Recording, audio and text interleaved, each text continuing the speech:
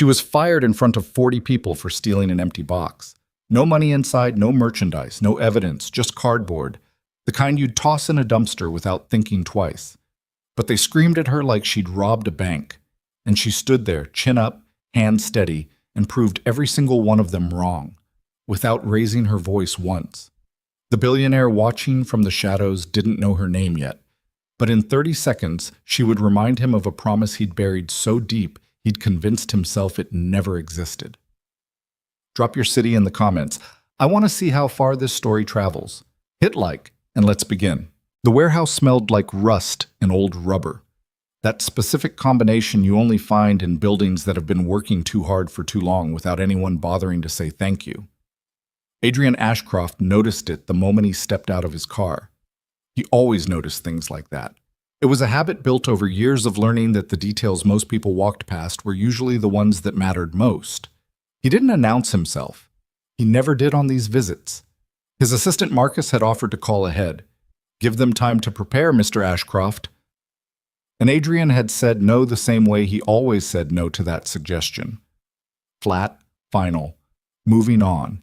He was wearing a navy jacket over a plain gray shirt, dark jeans, unremarkable shoes.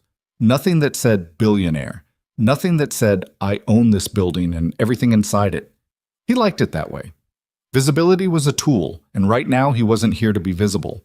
He was here to see. Ashcroft Logistics occupied a full city block on the east side of Detroit, 3 interconnected warehouse structures connected by covered loading bays, 600 employees across 2 shifts, and a reputation in the freight industry for reliability that Adrian had spent 11 years earning 1 delivered shipment at a time. It wasn't glamorous work, but it was honest work, or it was supposed to be. He'd been hearing things lately, small things, workers quitting after 3 months without explanation. A discrepancy in the third quarter inventory audit that his internal team had flagged and then quietly unflagged. A middle manager named Greer, whose numbers were consistently clean in a way that Adrian's experience told him numbers were never actually clean. He was here to look. Nothing more. Just look. He slipped in through a side entrance using a key card that bypassed the main reception desk, nodded to a forklift operator who barely glanced up, and began making his way down the central corridor between 2 rows of steel shelving stacked floor to ceiling with packaged freight. That was when he heard it. Not arguing exactly. Something more raw than arguing. The kind of noise a crowd makes when it smells something it wants to bite. It was coming from the break area near the back loading dock. A wide, poorly lit space with vending machines, folding tables, and a row of lockers that had been there since the building opened in 1987 and hadn't been painted since. Adrian rounded the corner and stopped. There were maybe 40 people gathered. Not gathered the way people gather around a birthday cake. Gathered the way people gather around an accident. At the center of it stood a man Adrian recognized immediately. Dennis Greer, shift supervisor. Mid-40s, built like someone who used to play football, and had been slowly losing that argument with gravity ever since. He was wearing his company polo like a uniform, and he was holding a cardboard box, the flat folded kind that shipping departments generate by the thousands. And his face was arranged in the specific expression that certain people wear when they believe they have finally, conclusively, caught someone they have wanted to catch for a long time. Standing 3 feet away from him was a woman Adrian didn't recognize. She was around 30, maybe slightly under, average height, dark hair pulled back, a few strands loose where a long day of work had won out over whatever she'd done with it that morning. Her clothes were clean but not new, dark work trousers and a burgundy top that had been washed enough times to lose the brightness it probably came with. She wasn't small, but standing inside that circle of staring coworkers with Greer looming across from her and his voice at full volume, she looked like something being reduced. "Security's on their way," Greer announced to the room, projecting like a man who was enjoying the audience. "We caught her, coming out of the freight prep area with company merchandise." "I told you," the woman started. "I don't need you to tell me anything." Greer didn't even look at her when he cut her off. He looked at the crowd. 3 previous warnings. 3.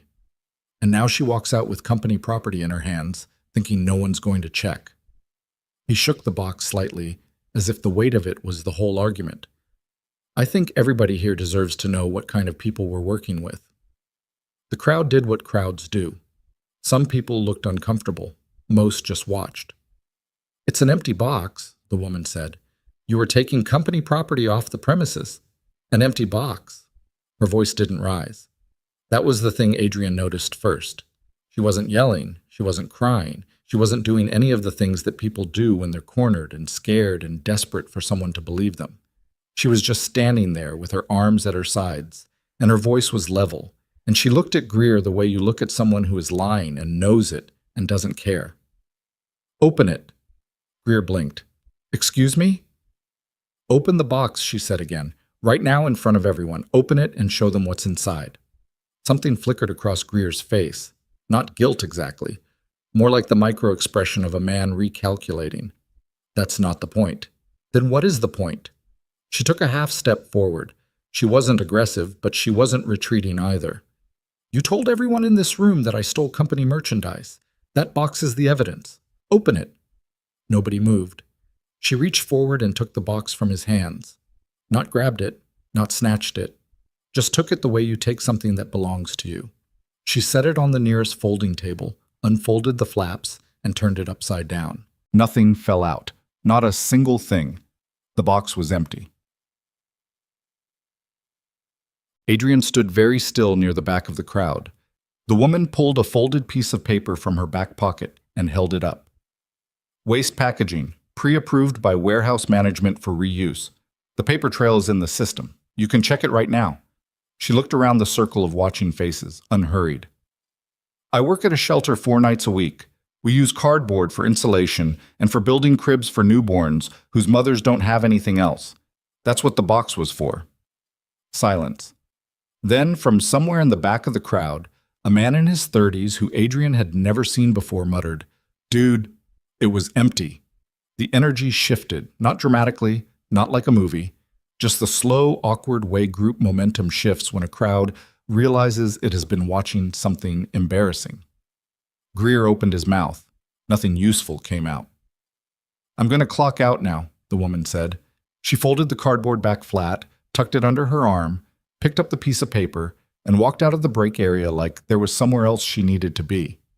She didn't look at Greer again. She didn't look at the crowd.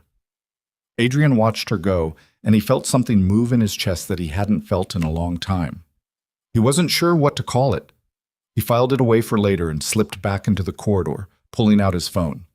He had some questions he needed answered about Dennis Greer. Her name was Emily Carter.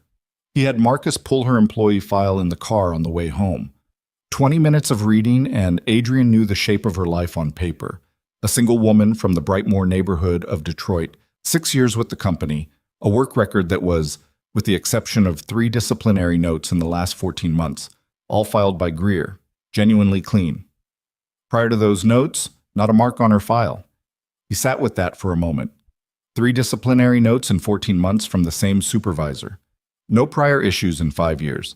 He knew what that looked like. He'd seen it before, in businesses he'd acquired, in situations he'd had to clean up. It was the fingerprint of someone building a case, brick by brick, file by file, setting up the scaffolding for a fall before you ever pushed anyone off. He didn't say anything to Marcus about it. He didn't say anything to anyone. He closed the file and looked out the window at Detroit running past in the October dark. He had a 7-year-old son at home who would have had dinner already and would be approximately 30 minutes from the point where staying awake became a genuine battle of will. His name was Noah, and on most nights Adrian was home by 6:30 to do bath time, and the negotiation about pajama choices that had somehow become a ritual both of them pretended to take seriously. He'd missed it tonight. Rosa, their housekeeper, and the closest thing to a consistent female presence Noah had known since he was 3, would have managed it, but managed wasn't the same as home. He told himself he'd be there by 8. He was usually right about those promises, maybe 60% of the time. But as the car moved west through the city, Adrian found himself saying something he hadn't planned to say. "Don't go to the house yet." Marcus looked in the rearview mirror. "Sir?" "Just give me a minute." He was watching a burgundy top moving along the sidewalk about half a block ahead of them. A cardboard box tucked under one arm, a bag over the other shoulder, walking at the pace of someone who is tired but not stopping. Emily Carter was walking home. He wasn't sure what made him say it. He told himself later it was due diligence. He needed to understand more about the situation before he could make a decision about Greer, and watching her for a few minutes would give him context he didn't have yet. He believed about 40% of that explanation. The rest of it was something he couldn't quite put a name to. "Just drive slow," he said. Marcus drove slow. She walked for about 8 minutes before she turned off the main road into a residential block that had seen better decades. The houses were small and older, a few of them well-maintained, a few of them carrying the specific visual fatigue of places where the cost of repairs keeps getting deferred because other costs are more urgent. She stopped in front of a low, wide building that might have been a church hall at some point in its history. It had that functional, humble shape, with a hand-painted sign above the door that Adrian had to angle his head to read. Helping Hands Shelter. Families welcome. There were lights on inside. Through the windows, Adrian could see movement, the shadowy presence of multiple people, the specific soft chaos of somewhere that was both living space and communal area at the same time. Emily Carter knocked, which surprised him. She knocked at what was clearly a place she was known, where she worked, where she had presumably been dozens or hundreds of times. She knocked because she was carrying a box and her hands were full, and the knock was the signal, not the formality. A girl of maybe 12 opened the door, skinny, wearing a sweatshirt that was 3 sizes too big, and said something that made Emily laugh. A quick, real laugh, not the polished version people perform in public, the actual one. She went inside. Adrian sat in the car in the dark for a moment. "You need me to do something?" Marcus asked carefully. "Pull the name of whoever founded that shelter," Adrian said, "and then take me home. I need to see my son." Noah was still awake, predictably. He was sitting cross-legged on his bed with a book propped against his knees, wearing the dinosaur pajamas he'd chosen every night this week, despite having 12 other options. And he looked up when Adrian came in with the particular expression of a child who knows he's winning the bedtime battle and is trying not to make it too obvious. "You're late," Noah said. "I know." "Rosa said you had work stuff." "I did." "Was it important?" Adrian sat on the edge of the bed, which was the invitation Noah had been waiting for, because he immediately rearranged himself so that he was leaning against his father's arm. He was small for 7. He had his mother's eyes, the specific dark brown that shifted toward gold in good light, and Adrian felt the familiar pressure in his chest that he always felt when he looked at his son and saw her. He never said it out loud. He didn't think Noah needed to carry that. "Somewhat important," Adrian said. "More important than bath time?" "No." "You're just saying that." "I am saying it. Doesn't mean it's not true." Noah considered this with the gravity of a child working through a logic problem. "Okay," he said eventually.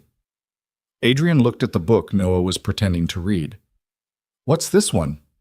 "It's about a boy who finds a door in the back of a mountain that nobody else can see." Noah turned a page for effect.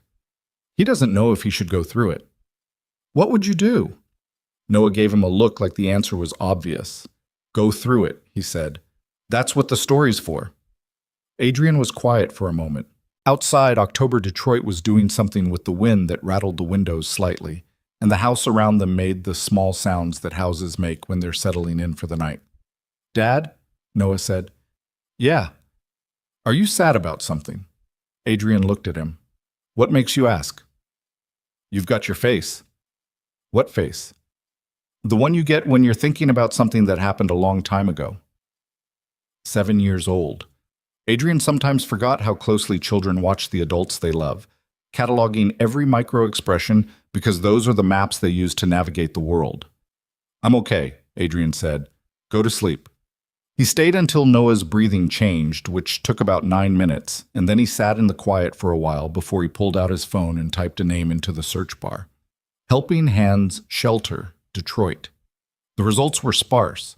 A brief local news mention from 11 years ago, a city permit application, and one older article from a neighborhood newsletter, the kind that gets scanned and uploaded by a volunteer and formatted incorrectly and has maybe 40 readers, with a photograph of an older woman standing in front of what looked like the same building he'd sat outside tonight. The caption read, "Margaret Okafor, founder, helping hands shelter. Every mother deserves a door that opens. Adrian looked at the photograph for a long time. He knew that face. He hadn't thought about it in almost 28 years, but he knew that face. The room felt different after that, smaller, like the walls had moved closer without moving at all. He set the phone face down on his knee and sat in the dark of his son's room for a very long time. He was 11 years old when his mother got sick. He didn't have language for it at the time. He didn't know the clinical name or the stages or the specific way the disease moved through her body like something methodical and indifferent. He just knew that she had been one way, warm and loud and prone to making breakfast at 6:30 in the morning with the radio on too loud. And then she became a different way. Quieter, slower, smaller inside her own skin. His father had been gone since Adrian was 6.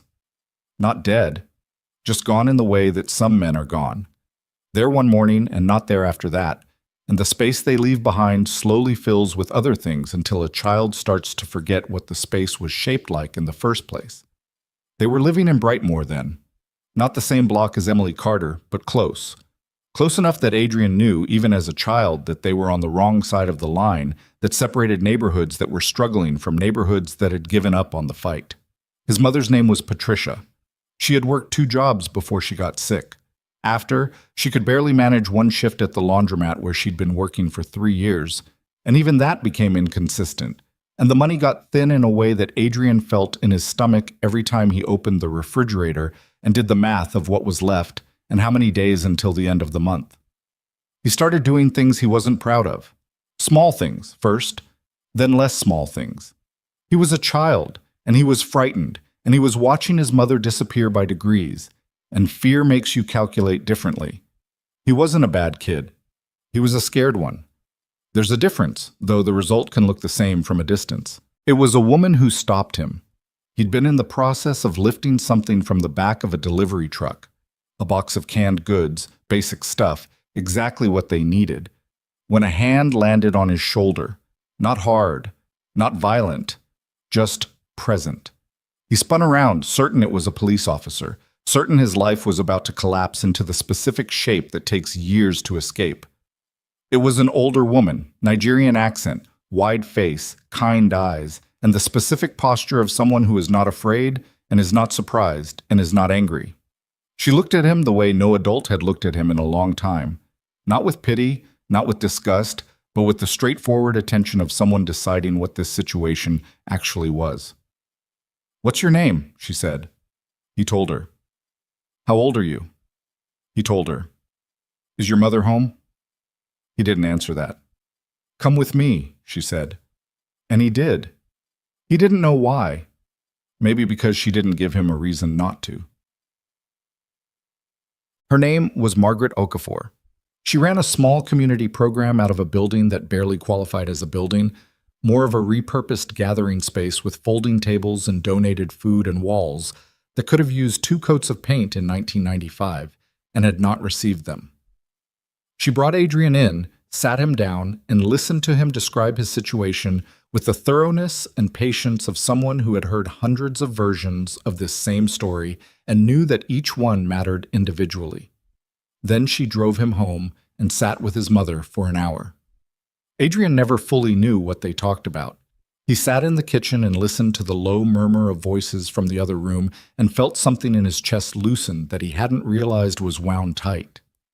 After that, Margaret came regularly. She arranged access to food assistance programs his mother hadn't known existed. She connected them with a doctor who agreed to see Patricia on a sliding scale fee. She spent 2 Saturday mornings helping Adrian with the math homework he'd been too exhausted to keep up with, because a child who is worried about where the next meal is coming from cannot think about algebra, and she understood that, and she fixed both problems simultaneously. His mother recovered. Not completely. There were lasting effects, things that never came back entirely. But she lived. She worked. She watched her son grow up. The night before the family moved to a different neighborhood, a better one, the first step in a very long staircase that would take Adrian 15 years to climb, he stood at Margaret's door. "I'm going to come back," he told her. He was 11 years old, and he meant every word of it with the total sincerity that only children can sustain. "When I'm older, I'm going to come back and I'm going to help you the way you helped us. Margaret had smiled at him. Not the smile of someone humoring a child, the smile of someone filing something important away for safekeeping. I know you will, she'd said. He had not come back. Not at 15, not at 20, not at 25 when he'd sold his first company for enough money to have actually done something meaningful. He had moved forward the way people move forward, by not looking back, by telling himself there would be time later, by filling his life with problems that were immediate and demands that were urgent and a grief that he hadn't finished processing, and Margaret Okafor and Brightmoor and the boy he used to be had slipped below the surface of his daily life like objects dropped in deep water. Until tonight, until a woman carrying an empty cardboard box walked into a shelter that Margaret had built and laughed a real laugh at the door. He didn't sleep much that night. At 3 a.m, he was sitting at the desk in his home office with the city spread out below the window, his laptop open to a spreadsheet he wasn't reading, a cup of coffee going cold on the corner of the desk. He thought about Margaret. He thought about what it means to be 11 years old and have someone see you. Actually see you, not the situation, not the problem, not the liability. And decide that you matter enough to stop. He thought about what it means to promise a thing and then live your life in a direction that makes the promise smaller and smaller until it fits in a place where you don't have to look at it. He was a billionaire. He had been a billionaire for 4 years, though the money had been accumulating for longer than that.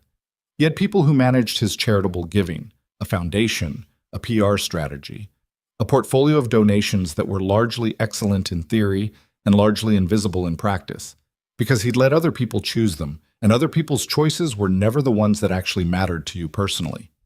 He'd never gone back to Brightmoor. He'd never looked for Margaret Okafor. He'd never even tried. He sat with the shame of that for a while, because he thought he'd earned it, and then he picked up his phone and called Marcus. It was 3:45 in the morning. Marcus answered on the second ring because Marcus had been his assistant for 6 years and had made peace with the hours. I need everything you can find on a woman named Margaret Okafor, Adrian said, connected to a shelter on the west side called Helping Hands. History, current status, the whole picture. Timeline? Marcus asked. Morning. I'll have it by 7. Adrian put the phone down and looked at the city. Somewhere out there, Emily Carter was probably sleeping. Somewhere in the same city, a supervisor named Dennis Greer was probably sleeping. And somewhere, he didn't know exactly where, there was an older woman who had once driven him home and sat with his dying mother and never asked for a single thing in return. He hadn't forgotten her. He'd just done something worse than forgetting. He'd remembered and kept moving anyway. Marcus's report landed at 6:53 the next morning, 8 pages, tight and thorough. Margaret Okafor was 74 years old. She had founded Helping Hands Shelter in 1998 after spending a decade working with city social services. The shelter had operated continuously for 26 years, serving primarily homeless mothers with young children.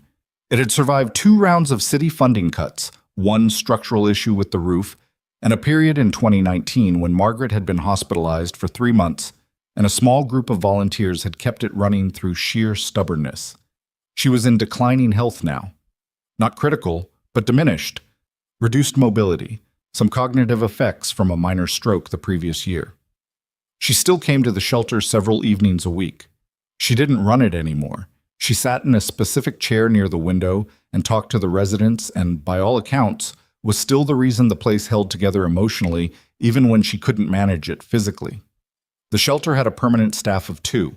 It ran almost entirely on volunteer labor. Emily Carter had been volunteering there for 3 years, 4 or 5 nights a week after her warehouse shift. She contributed money too, a portion of her income, according to a brief mention in the newsletter article Marcus had found. And she had apparently been the driving force behind a project to repurpose cardboard from shipping facilities into makeshift furniture and infant sleeping spaces for mothers who arrived with nothing. Adrian read that paragraph twice. She'd been taking those boxes home for months. Every piece of cardboard she could get legitimately, every scrap of packaging material that the warehouse was otherwise going to landfill. She had a standing permission from the department manager. Marcus had found the internal approval in the company's system, a casual email exchange from 8 months ago that had probably taken 4 minutes to arrange. Greer had either not known about it or had known and chosen the moment carefully. Adrian looked out his office window at the morning Detroit sky, the kind of October sky that can't quite decide between blue and gray. He thought about the way Emily Carter had taken the box from Greer's hands, the specific economy of that gesture. No drama, no performance, just the calm motion of someone who was tired of being made to feel like she was something less than what she was. He thought about a woman who gave a significant portion of a modest income to a shelter, who spent her evenings building makeshift cribs out of cardboard for children whose mothers had nothing, who caught a thief but brought the evidence to the person who needed it instead of burning the building down with it. That last part he didn't know yet, but he was going to learn it soon. He picked up his phone. "Set up a meeting with Dennis Greer," he said when Marcus answered. "Today, 2 o'clock. Don't tell him why." "Yes, sir." "And Marcus?" He paused. "I want the complete inventory audit for the last 2 years, not the cleaned version, the raw data." A brief silence. "I'll need to go around the standard reporting chain for that." "I know, do it anyway." He hung up, and for the first time in several years, he felt something he recognized as the particular uncomfortable clarity of a person who is about to stop being comfortable. He took Noah to school himself that morning. Rosa offered, she always offered, but he shook his head and went upstairs to where Noah was wrestling with his backpack zipper with the focused irritation of someone who was losing a very personal battle. "Let me," Adrian said, and crouched down and fixed the zipper and handed the bag back. "Thanks," Noah said, with the specific tone of a 7-year-old who is trying to seem like he would have figured it out anyway. They drove to school mostly in a comfortable quiet, Noah watching the city out the window with the absent curiosity of a child who is thinking about 17 things at once and not particularly invested in any of them. Then Noah said, out of nowhere, "Dad, what happened to Grandma Patricia?" Adrian's hands tightened slightly on the steering wheel.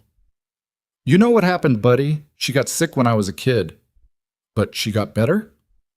"She got better, yeah." "How?" He stopped at a red light. On the corner, a woman was waiting for a bus with a toddler on her hip and a bag at her feet, and the specific stance of someone managing approximately 4 more tasks than any one person should have to manage at once. "Someone helped her," Adrian said. "Who?" "A woman. A very good woman who saw that we needed help and decided to help." Noah thought about this. "Did you say thank you?" "Yes," Adrian said. Then, because Noah deserved better than a comfortable lie, "Not well enough. Not nearly well enough." The light changed. They drove. Noah seemed to be processing something. "You should fix that," Noah said eventually. "If someone helped your mom, you should fix that." Adrian looked at his son in the rear-view mirror, 7 years old, wearing the dinosaur backpack, watching the city like it owed him information. "Yeah," Adrian said. "I know." The meeting with Greer was set for 2 o'clock, but the raw inventory data Marcus pulled told a story that didn't need a meeting to be understood. He spent 4 hours with a forensic accountant his legal team trusted, a quiet, precise man named Franklin, who wore the same expression whether he was discussing a parking ticket or a federal charge, and who had never once in 6 years delivered news in a way that made it feel larger or smaller than it actually was. Franklin went through the data without preamble and without theater. The numbers had been altered, not clumsily. This was someone who understood the system well enough to make the adjustments look like rounding errors and inventory discrepancies, the kind of minor noise that any large warehouse generates and that auditors tend to wave past. But when you looked at it across 24 months, when you tracked the specific categories and the specific dates, the shape of it became visible. Freight had been disappearing. Not individual packages that would be too obvious and too hard. Entire pallets on specific dates recorded as damaged or returned or missing in transit. Some of those pallets had corresponding damage reports, all filed by or through Greer's shift. Some of them simply had no documentation at all, entries that had been retroactively deleted from the system in a way that Franklin said was technically sophisticated and practically invisible unless you knew to look for it. "Best estimate?" Adrian asked. Franklin looked at his notes. 18 months of clear evidence. Could be longer, but the record-keeping inconsistencies before that point make it harder to distinguish deliberate alteration from normal data degradation. He paused. "Rough total, somewhere between $800,000 and $1.2 million. Adrian sat with that number. And the people he blamed, he said, the employees who got filed against. Franklin turned to a different section of his notes. I cross-referenced the disciplinary files with the dates of the inventory losses. 7 employees total in the clear evidence window who received formal warnings or terminations for inventory discrepancies. 4 are no longer with the company. He looked up over his glasses. The warnings all correspond to dates within 2 weeks of a significant inventory loss. He was covering his tracks. 7 people. Emily Carter was the most recent, but there had been 6 before her, and 4 of them had lost their jobs. Adrian stood up and walked to the window. He looked out at the city for a moment, and then he turned around. Cancel the 2 o'clock, he said. Franklin raised an eyebrow. I'm not sitting down with him, Adrian said. Not yet, not before I know everything. He went back to the shelter that evening. He didn't go inside. He sat in the car down the block, which he recognized was behavior that in a different context would be concerning, but his intentions were not concerning, and he was working through something that didn't have a cleaner process available. He wasn't sure what he was waiting for. He wasn't sure what he expected to feel. The building looked smaller and more tired in the evening light than it had the night before. The hand-painted sign above the door had a slight lean to it on one end, like whoever had hung it had been working from a ladder that wasn't quite straight and had run out of time to adjust it. In the windows, the movement of the previous night was still there, the same soft, inhabited motion that distinguished a place where people actually live from a place that is merely being maintained. After about 20 minutes, Emily Carter came out. She sat on the front steps and ate something from a container. Leftovers, the kind of thing you packed the night before and forget is in your bag until you're hungry enough to remember. She ate without looking at her phone, which Adrian found unusual and oddly notable, the specific stillness of a person comfortable with their own thoughts. A few minutes later, an older woman appeared in the doorway behind her. She was moving slowly, one hand on the doorframe, and she was smaller than Adrian remembered, shrunken in the way that time shrinks people, redistributing them. But the posture was there, still, the central spine posture of a woman who had never found the need to make herself smaller for anyone's comfort. And the face, like the same wide face, the same quality of attention in the eyes, even from 60 feet away in fading light. Margaret Okafor sat down on the steps beside Emily Carter. They talked. Adrian couldn't hear it. He watched the shape of it. The easy familiarity, Emily saying something that made Margaret shake her head slowly with what even from a distance was clearly a kind of love. Margaret saying something that made Emily put down her food container and look at the older woman with that particular expression that is not quite worry and not quite sadness and not quite tenderness, but contains all three. Adrian watched them for a long time. Then he looked at his phone. Noah's bedtime was in 40 minutes. He pulled away from the curb and drove home, and he didn't turn the radio on, and he didn't answer the 3 work calls that came in during the drive. And when he got home and Noah came running down the hallway in the dinosaur pajamas, again, definitively, Adrian picked him up and held on for longer than usual. "Dad," Noah said, muffled against his shoulder. "Yeah." "You're squishing me." "I know." He held on for another few seconds anyway. The next morning, Adrian Ashcroft did something he had not done in 28 years. He drove to Brightmoor. Not to the shelter, not yet. To the block where he'd grown up. He sat in the car in front of the house, which was now a different color, and had a fence that hadn't been there in 1996, and a small garden in the front yard that in October looked cold and stripped down, but was clearly tended by someone who cared about it. He sat there for maybe 5 minutes.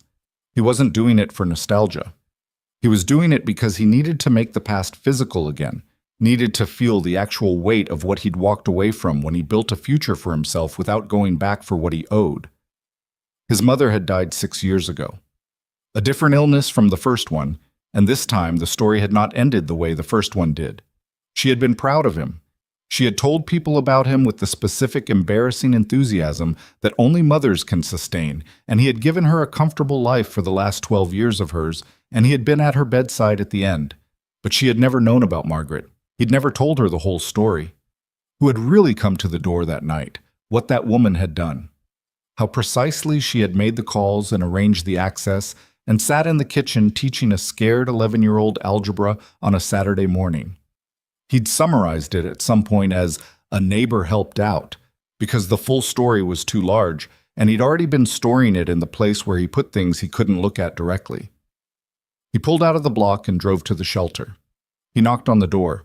The same 12-year-old from 2 nights ago answered it, squinting at him with the frank assessment that children reserve for strangers who turn up unexpectedly at the door. "Is Emily Carter here?" Adrian asked. "Who are you?" "Fair question." "My name is Adrian Ashcroft," he said.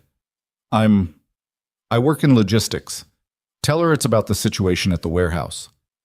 The girl gave him one more long look, decided something, and went inside. He waited on the step. He heard footsteps. Then the door opened wider. Emily Carter looked at him with an expression he couldn't immediately read. She looked different here than she had at the warehouse. She'd changed out of the work clothes, she looked rested in a relative sense, and here, on her own turf, the quiet dignity that he'd first noticed in that break room was less of a stance and more of a state. She looked like herself.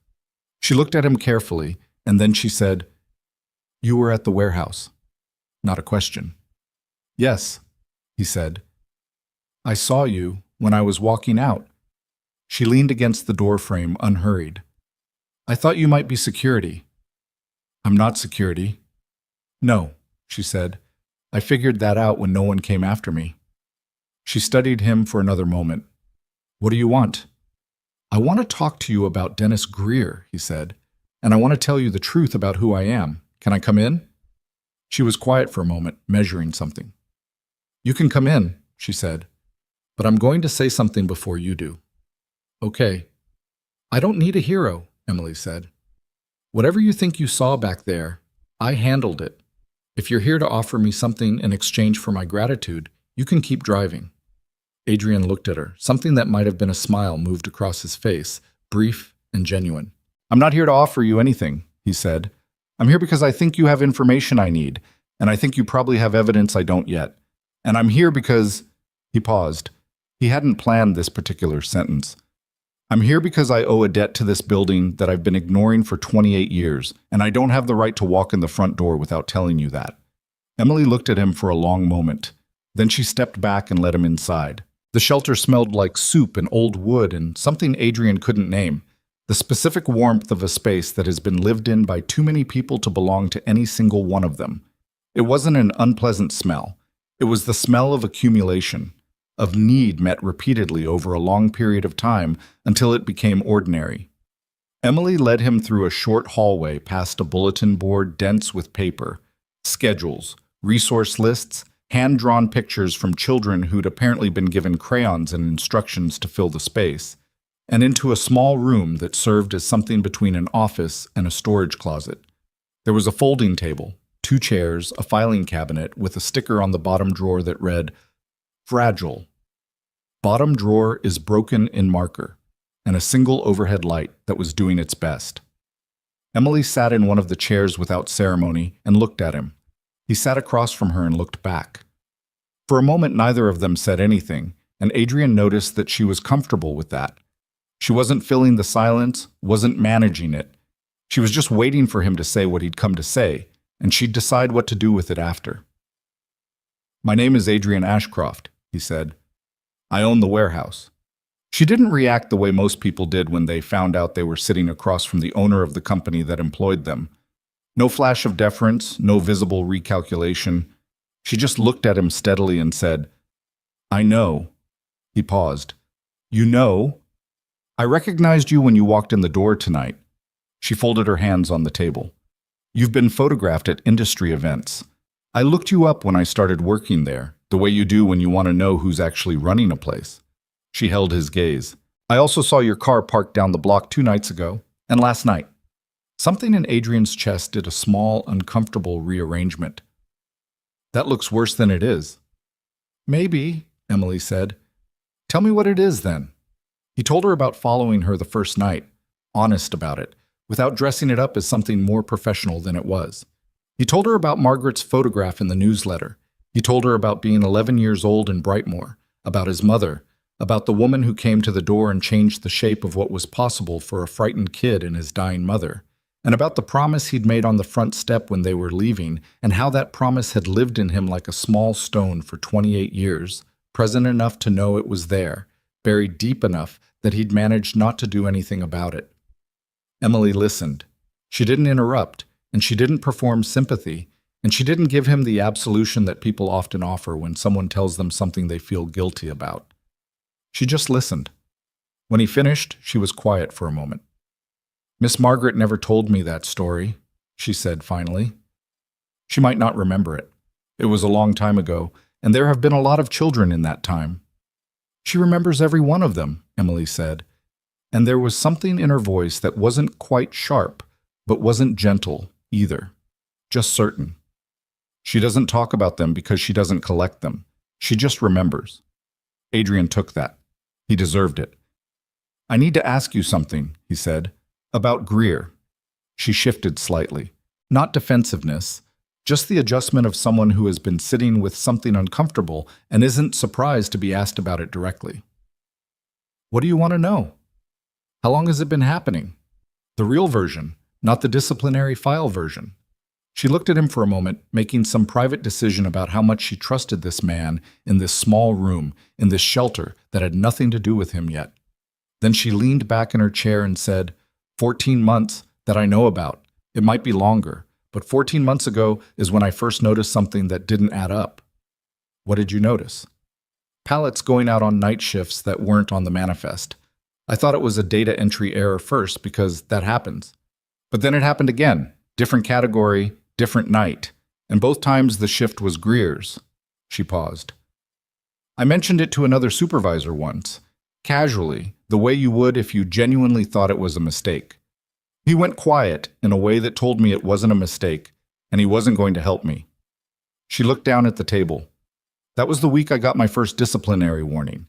Tardiness. I was never tardy. My clock-in record is perfect. The warnings were retaliation. Obviously." She said it without bitterness, which was somehow worse. "I couldn't prove it. You can't prove something like that without access to the data I don't have access to, so I started keeping my own records." She got up and went to the filing cabinet, the working drawer, not the broken one, and pulled out a manila folder. She set it on the table and slid it across to him. He opened it. Inside were printouts, handwritten notes, photographs taken on a phone, some blurry, some clear enough. Dates, times, partial manifest numbers. Cargo descriptions written in a small, precise handwriting that matched the precision he was beginning to understand was simply who Emily Carter was. "You built a case," he said. "I built what I could build," she said. "It's not complete. It's enough to point at something, but it's not enough to end someone's career and walk away confident.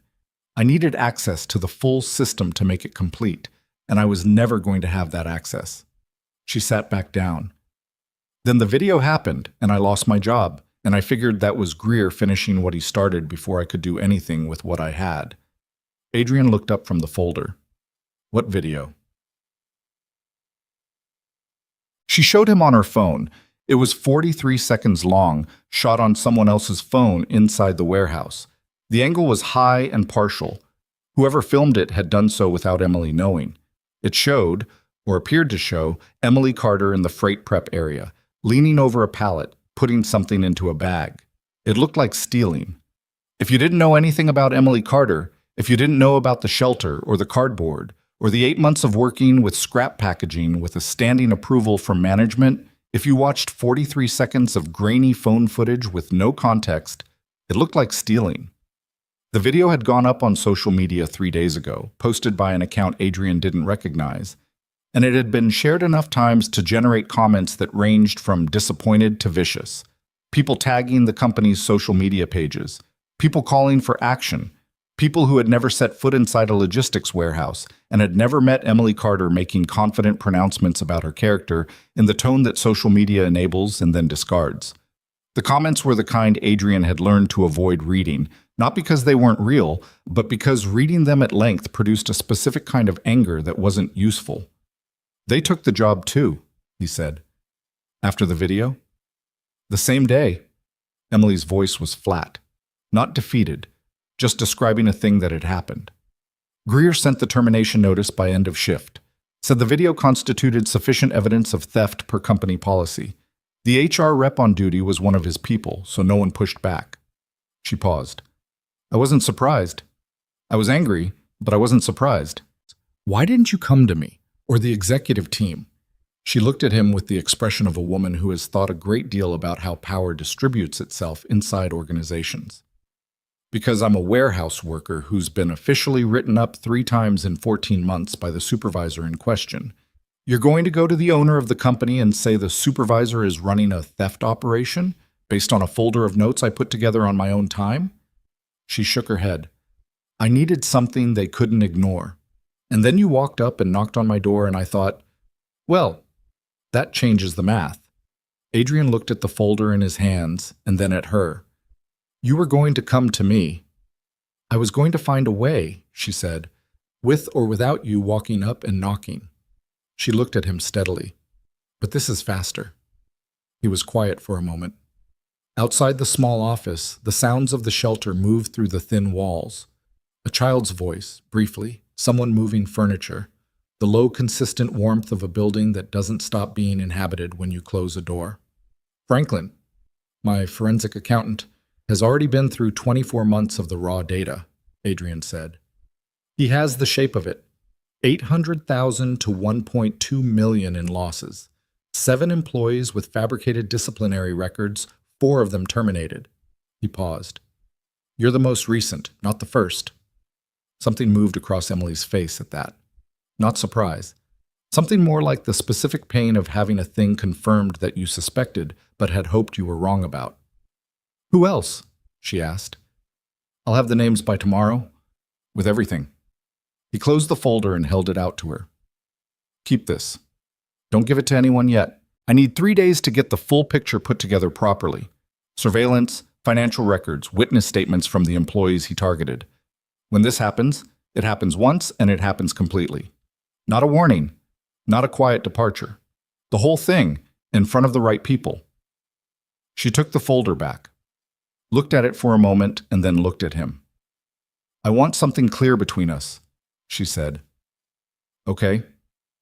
This isn't about getting my job back. I don't need you to fix that as a way of fixing the situation. Her voice was careful and direct. The people who lost their jobs before me, people who had families, who had been there longer, who maybe didn't have savings to fall back on the way I do, they're what matters. I want them cleared. Formally, in writing, with an acknowledgement that what happened to them was wrong, not a quiet reversal, a real one. That's reasonable, Adrian said. It's not reasonable, she said. It's the minimum. He looked at her for a moment. Fair enough. She nodded once and stood up. The conversation was over on her terms, which he found he didn't mind. I'll walk you out, she said. They went back through the short hallway, past the bulletin board with its chaotic paper accumulation, and Adrian was almost at the front door when a voice came from the main room to the left. Emily. Old voice, warm and slightly roughened, with the specific cadence of someone whose accent has lived in an American city for decades without ever fully becoming American. Who's at the door? Emily glanced at Adrian. A brief private flicker of something. Consideration, or maybe anticipation, crossed her face. Someone who says he knows you, she said, and stepped back to let him pass.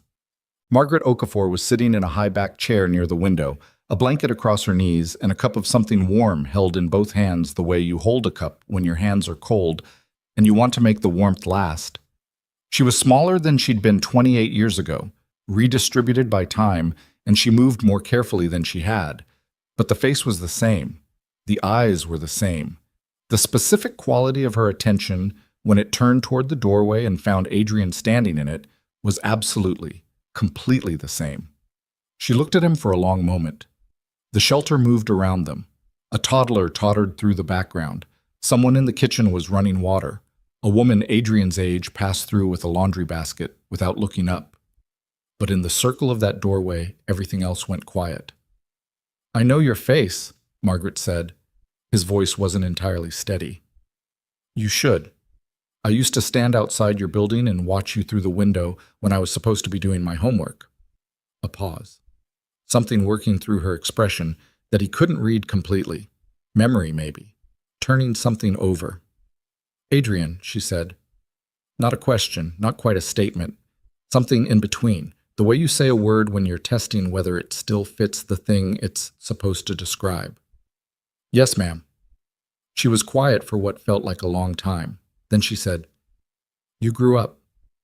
I did. You grew up rich. I did. She made a sound that was not quite a laugh and not quite something else. Sit down, she said.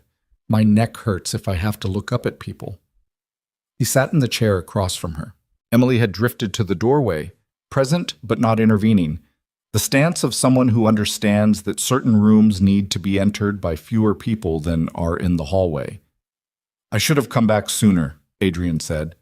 He hadn't planned to lead with it, but there it was. Margaret looked at him. Yes. I don't have a reason that's good enough. No, she said. You probably don't. She sipped from her cup. But you're here now, and I'm still here, so that's something. She paused, looking at him with an assessment that was not unkind but was completely honest. How's your mother? He shook his head slightly. Margaret closed her eyes for a moment. When? 6 years ago. She was a strong woman, stubborn, the good kind of stubborn. She opened her eyes again. She used to try to give me things she didn't have, food she needed herself, little things from the house. I always gave them back. I didn't know that. You were 11, she said. You weren't supposed to know everything. She looked at him steadily. What are you doing here, Adrian? The real reason. Not the thing you told Emily, whatever that was. He looked at her. The thing I told Emily was the real reason. Then tell me. He told her again. The same story, but different in the telling this time. Shorter and more exposed. Because Margaret didn't require the same careful arrangement of words that strangers did. She had known him when he was frightened and had nothing, which meant the armor he'd built for public consumption was mostly redundant in her presence. She listened with the same patience Emily had shown, which was probably not a coincidence. When he finished, she said, You carried that a long time. Yes. And now you're here because Emily is in trouble, and the trouble happened in your building and you found the photograph. And one thing led to another. She tilted her head slightly. That's not a simple reason. It's several reasons. Yes, he said again. I'm not pretending it's simpler than it is. She was quiet for a moment, the cup warm between her hands. Emily is the one who keeps this place alive, Margaret said. I'm the one who started it, and I'm the one these women come to sit with because I've been here long enough to be something permanent. But Emily is the one who does the work. The real work. She looked at the door where Emily was standing. She gives money she shouldn't give. She gives time she should spend sleeping. She takes cardboard boxes home like they're precious. A small pause. Because they are precious to the right people. I know, Adrian said. Do you know why she does it? He looked at her. Margaret met his eyes. Because someone did it for her once. Different story, different building, different city. But someone once decided she was worth stopping for. The older woman's gaze was very steady. That's how it works, Adrian. Someone stops for you. And then you spend the rest of your life paying it forward, or you spend it moving away from what you were given and hoping the weight doesn't catch you. The room was quiet for a moment. It caught me, he said. Yes, Margaret said simply. But you answered the door. He left the shelter at 8:47 and sat in the car in the dark for 6 minutes before he could make himself drive. Not because of grief exactly, or shame exactly, but because of something that was a compound of both, and also relief. And also the specific disorientation of a man who has just had a debt, acknowledged that he'd convinced himself he'd managed to outrun. He drove home. He went upstairs. Noah was asleep, finally, the dinosaur pajamas visible above the blanket that he'd kicked partly off. Adrian pulled the blanket back up and stood in the room for a moment in the dark. He thought about what Margaret had said. Someone stops for you, and then you spend the rest of your life paying it forward, or you spend it moving away. He'd been moving away. Building things, growing things, accumulating, all of it genuinely his, genuinely earned, not a simple story. but built on a foundation that included a woman with a Nigerian accent and a folding table who had come to a dying woman's house and decided that this particular family was worth saving. He hadn't gone back. He'd given to other causes, carefully chosen, strategically impactful, managed by people who knew what they were doing. He'd been good, on paper, to a reasonable approximation of good. But he hadn't gone back. He thought about Emily Carter taking cardboard boxes home 4 nights a week after 8-hour warehouse shifts, building makeshift cribs for women who had nothing to put their babies in. Not because she was special in some cinematic way, because someone had once decided she was worth stopping for, and she'd taken that and turned it into her answer to the question of what she was supposed to do with her life. He went to his office and opened his laptop. He typed up 3 pages of notes. What Franklin had found, what Emily's folder contained, what would need to happen in the next 72 hours to build a case that was complete enough to present publicly and legally. He wrote it out with the particular discipline of a man who, when he was motivated, moved with the systematic precision that had built a logistics company from a borrowed van and a single freight contract into something that employed 600 people and moved product across 5 states. He was motivated now. At 11:30, Marcus texted. Video was filmed by C. Morrison, forklift operator, been with company 8 months. Greer's hire. Account that posted it created 2 weeks before the post. Want me to flag it? Adrian typed back. Get me everything on Morrison. Don't flag it yet. Don't tip Greer off to anything. He thought for a moment, then added, also find out who else he's hired in the last 18 months. Every direct hire. He closed the laptop and went to bed and lay in the dark and thought about what Emily had said. It's not reasonable. It's the minimum. He'd like that. He'd like the precision of it. The refusal to accept the language of generosity when what she was asking for was justice, which was a different thing entirely and shouldn't need to be dressed up as a favor. He thought about the 4 people who had lost their jobs. Their files were in Franklin's report, briefly, names and dates and categories of the fabricated violations that had been used to end their employment. A man named Thomas Greer had worked freight for 9 years before he was terminated for a supposed inventory discrepancy. A woman named Janice Porter had been with the company for 7 years. The others were similarly tenured, similarly clean before the 14 months that Dennis Greer had apparently decided were the window in which he could operate without consequence. He lay in the dark and let himself be angry about it.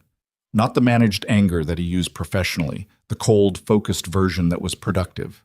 The unmanaged kind that sits in your chest and doesn't have an outlet. He let it sit there. It was useful to remember what it felt like. The unmediated version of it.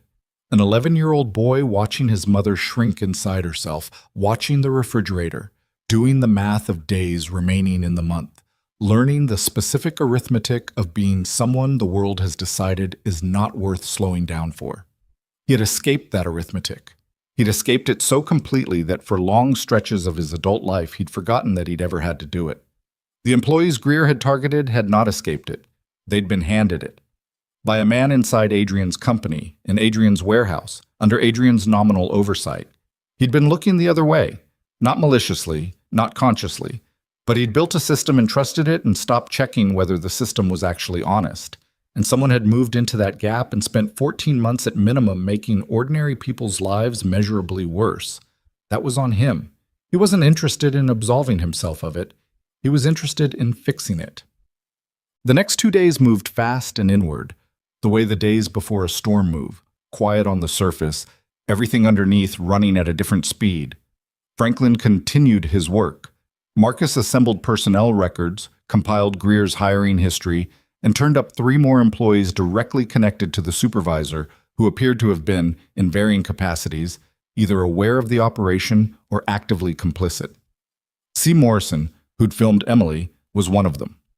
2 others were shift coordinators whose incident reports consistently supported Greer's version of events in situations that later didn't add up.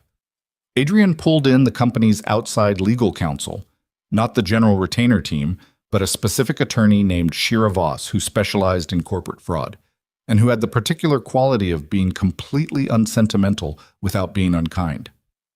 He sat down with her on the morning of the second day and laid out everything Franklin and Marcus had assembled. Shira went through it with the methodical patience of someone who was not going to rush a process simply because the client was agitated, and when she was done, she folded her hands on the table and said, "It's solid. It's not perfect. You'll want more on Morrison and the two coordinators before this goes anywhere near a courtroom. But for the purpose of an internal action, you have more than enough." "I want more than an internal action," Adrian said. She looked at him. "I want the criminal referral. I want law enforcement involvement. I want it fully documented and formally prosecuted." He paused. "And I want the employee records corrected, all 7, with a formal written acknowledgement from the company that the disciplinary actions were fabricated. Not amended, expunged." Huh. Shira made a note. "The expungements are procedurally straightforward. The acknowledgement letter will need specific language to limit downstream liability. I can draft something that's both honest and legally defensible." "It needs to be honest first," Adrian said. Defensible second."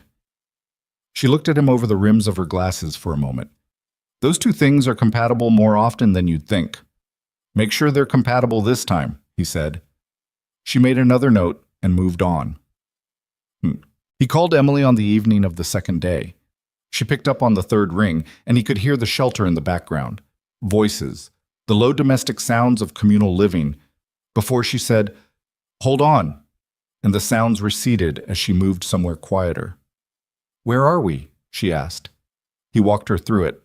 The forensic findings, the legal strategy, the timeline. He was specific because he'd learned in the first conversation that Emily Carter did not want to be managed or summarized. She wanted the actual information, and she'd do her own processing with it. She listened without interrupting. When he was done, she said, "The 4 who lost their jobs. What's the process for reaching them?" "My team is working on contact information. We'll reach out this week." "I want to be part of that." He hadn't expected that, though he should have. "Why?" "Because I know what it feels like to get a call from a company you no longer work for that wants something from you," she said. "It feels like being used twice. If someone calls them, it should be someone who isn't calling because it's professionally useful to make this right. It should be someone who actually cares that it was wrong." A beat of silence. "All right," he said. "I'm not asking your permission," she said. "I know. I'm agreeing." Another brief pause, smaller than the first. "Okay," she said. "There's something else," Adrian said. He hadn't planned to bring this up now, but the hour was late and he was tired, and sometimes the unplanned version of a thing was the honest version. "The shelter, Margaret's building. What about it?" "The roof has needed work for 3 years, according to the city permit records. The electrical panel is original to the 1980s. The hot water system is—" "I know what it needs," Emily said, and something in her voice was careful. Don't what?" "Don't walk in with a checkbook as the first move. That's not what this is." She paused. "If you want to help this place, come in and ask Miss Margaret what she needs. Talk to the residents. Understand what you're actually doing before you decide what it is." He was quiet for a moment. "Fair?" he said. "It's not about fair," she said. "It's about not turning a shelter into a project." He heard it. The distinction mattered. He made a note of it in a part of his brain that was paying attention to how Emily Carter thought, which was a part that had been quietly active since the break room. "I'll do it right," he said. "I'll believe that when I see it," she said, and there was just enough lightness in it to make it something other than a challenge. Not quite warmth, but not cold either. She hung up, and he sat with the phone in his hand for a moment in the quiet of his office. On the third morning, Marcus put a thumb drive on his desk without saying anything. Adrian looked at it. "Additional surveillance footage," Marcus said.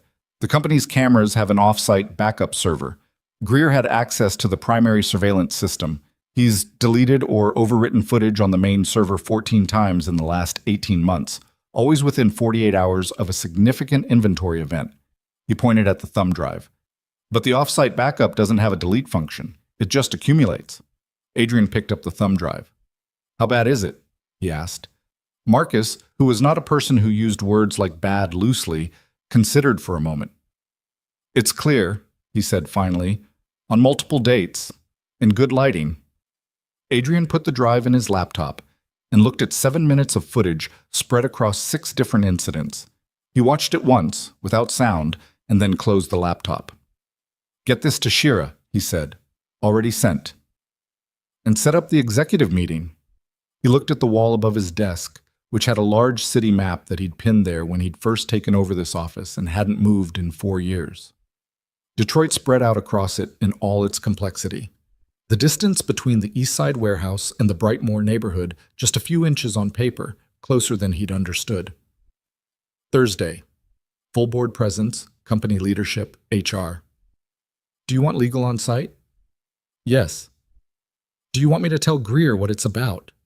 Adrian thought about the 4 people who had been handed fabricated disciplinary records and walked out the door of a company they'd served for years, with nothing but a humiliation they probably still woke up thinking about.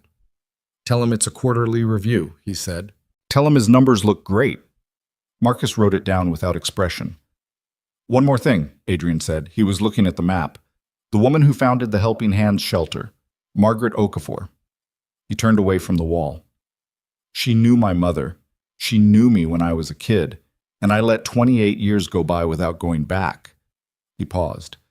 I want to do something real, not a donation, something real. I want to understand what the shelter actually needs from the ground up and build a plan from there. And I don't want to do it in a way that makes it about me. Marcus looked at him. In 6 years of working together, Marcus had seen Adrian in a range of professional situations and had learned to read the difference between the versions of his employer fairly well. He said carefully, "What does that look like practically?" "I don't know yet," Adrian said. "That's the point." He looked back at the map. The warehouse was a small rectangle on the east side. Brightmoor was an irregular shape to the west. Between them was an entire city. 300,000 people, several decades, a promise made by a child on a doorstep and left there like something he'd forgotten to pick up. Outside the window, Detroit was doing what Detroit does in October, enduring roughly, with the particular character of a city that has been written off enough times to have developed a specific immunity to it. He had a meeting to prepare for. He had people to call and evidence to assemble and a presentation to build that would need to be precise enough to be unchallengeable and clear enough that no one in that room would be able to look away from what it was showing them. But first, he picked up his phone and called Noah's school to ask if he could come in at noon and have lunch with his son. The woman at the front desk said yes. She said Noah would be delighted. She was right. The calls to the 4 former employees went out on Wednesday morning, 2 days before the executive meeting. Emily made them herself, from the small back office in the shelter with the broken filing cabinet drawer and the overhead light that flickered slightly when the heat kicked on. Adrian had offered to have his team reach out first.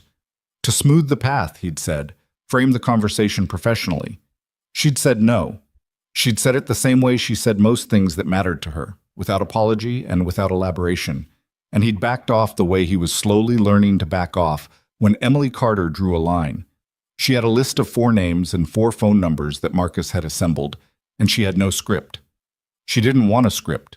A script was the kind of thing you used when you were managing a situation. She wasn't managing anything. She was calling people who had been hurt inside a building she knew, by a man she knew, in a system she understood from the inside, and she was calling them as someone who was also inside that system and had also been hurt by it. That was the only currency she had to offer, and she'd decided it was the right currency. The first call was to Thomas Greer, no relation to Dennis, just the specific cruelty of coincidence, who had worked freight for 9 years before his termination 8 months ago. He picked up on the 4th ring, and when Emily explained who she was and why she was calling, there was a silence long enough that she almost asked if he was still there. Then he said, "I've been waiting for something like this call for 8 months. I almost stopped waiting." She talked to him for 37 minutes. The second call, to Janice Porter, went to voicemail twice. On the 3rd attempt, Janice picked up with the clipped tone of a woman who had learned to be cautious of unknown numbers and had good reasons for it. Emily introduced herself, and Janice said nothing for a moment, and then said, "Are you the one from the video? The cardboard box thing?" "Yes," Emily said. "I saw that," Janice said. "I saw it, and I thought, there it is, same thing they did to me." A pause. "Different box, same thing." The 3rd call was to a man named Ray DeLuca, who had been with the company for 6 years, and whose termination letter had cited inventory mismanagement in language that Emily now recognized, with the specific dull fury of pattern recognition as virtually identical to the language used in her own warnings. Ray was working a construction job in Wayne County now, something he'd picked up after 3 months of nothing, and when Emily told him that the company was preparing a formal process to clear his record, he laughed, a short, compressed sound that contained approximately zero humor. "Clear my record," he said. "That's what they're calling it."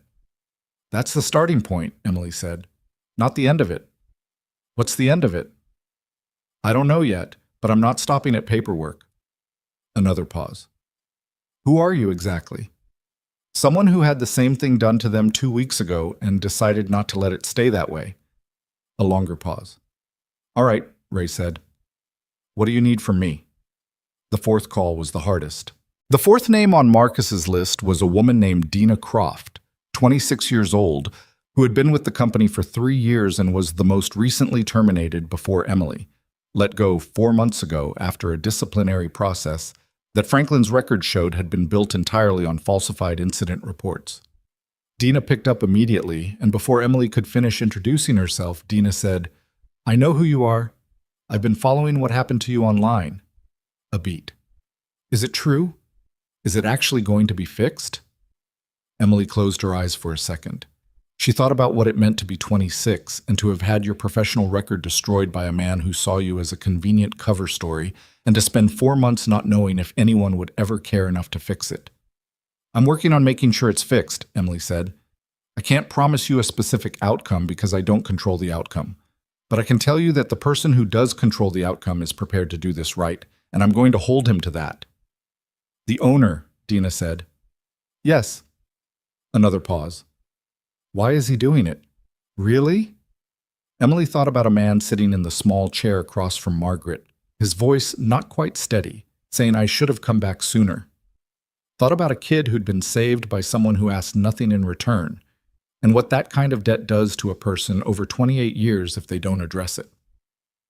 "Because he owes someone something," Emily said, "and he's finally figured out that this is part of how he pays it." Dina was quiet for a moment. "That's a weird reason." "Most real reasons are weird," Emily said. She reported back to Adrian that evening. Beta called him, stood in the shelter's back hallway because the office was occupied, and gave him a compact summary of all 4 conversations. He listened without interrupting, which she'd noticed was something he was capable of doing when he wanted to, though she suspected it didn't always come naturally to a man who had spent 11 years making decisions at speed. When she finished, he said, "Thomas Greer, the freight worker. He mentioned documentation, something he kept." "He kept his own records," Emily said. "Similar to what I did. He said he stopped because it felt pointless after a while." She paused. "He didn't stop entirely." A moment of silence on Adrian's end. She could hear him thinking. "Get me whatever he has," Adrian said. "Anything, even if it's incomplete." "I already asked. He's emailing it to Marcus tonight." A brief pause. "You already asked?" "Yes." "You did that before calling me." "You were going to ask for it," Emily said. "I got ahead of it." He was quiet for a moment and then said something she hadn't expected. "I'm glad you're in this." She wasn't sure what to do with that, so she said, "Thursday is 2 days away. Tell me what you need from me for the meeting." He told her. She wrote it down. They hung up, and she stood in the hallway for a moment with her hand still on the phone, feeling the weight of Thursday gathering in the distance. Buzz. The morning of the executive meeting, Dennis Greer arrived at the Ashcroft Logistics main office at 9:45, 15 minutes early, wearing a tie that he'd clearly dug out specifically for the occasion. He was in a good mood. One of the administrative assistants noticed it, told Marcus later that Greer had made a joke in the elevator about the quarterly numbers, had clapped a facilities guy on the shoulder going down the corridor, had come into the 4th-floor conference room with the settled ease of a man who believed the day was going to confirm something he already knew about himself. He didn't notice at first that the room was fuller than a standard quarterly review warranted. Shira Voss was there, in a gray suit, with 2 members of her team, and a laptop that was open but angled away from the door. Franklin sat to her left with a binder that was 2 inches thick and had color-coded tabs. The head of HR, a woman named Carol, who had been with the company for 12 years, and who Marcus privately considered one of the most competent people in the building, sat near the far end of the table with an expression that gave nothing away. 2 board members Adrian had called personally were present. A man from the company's outside insurance carrier sat near the window, which was not a typical quarterly review attendee, and Greer's eyes skipped across him without registering the significance.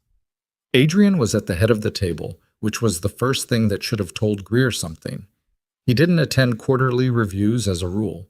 He had people for that.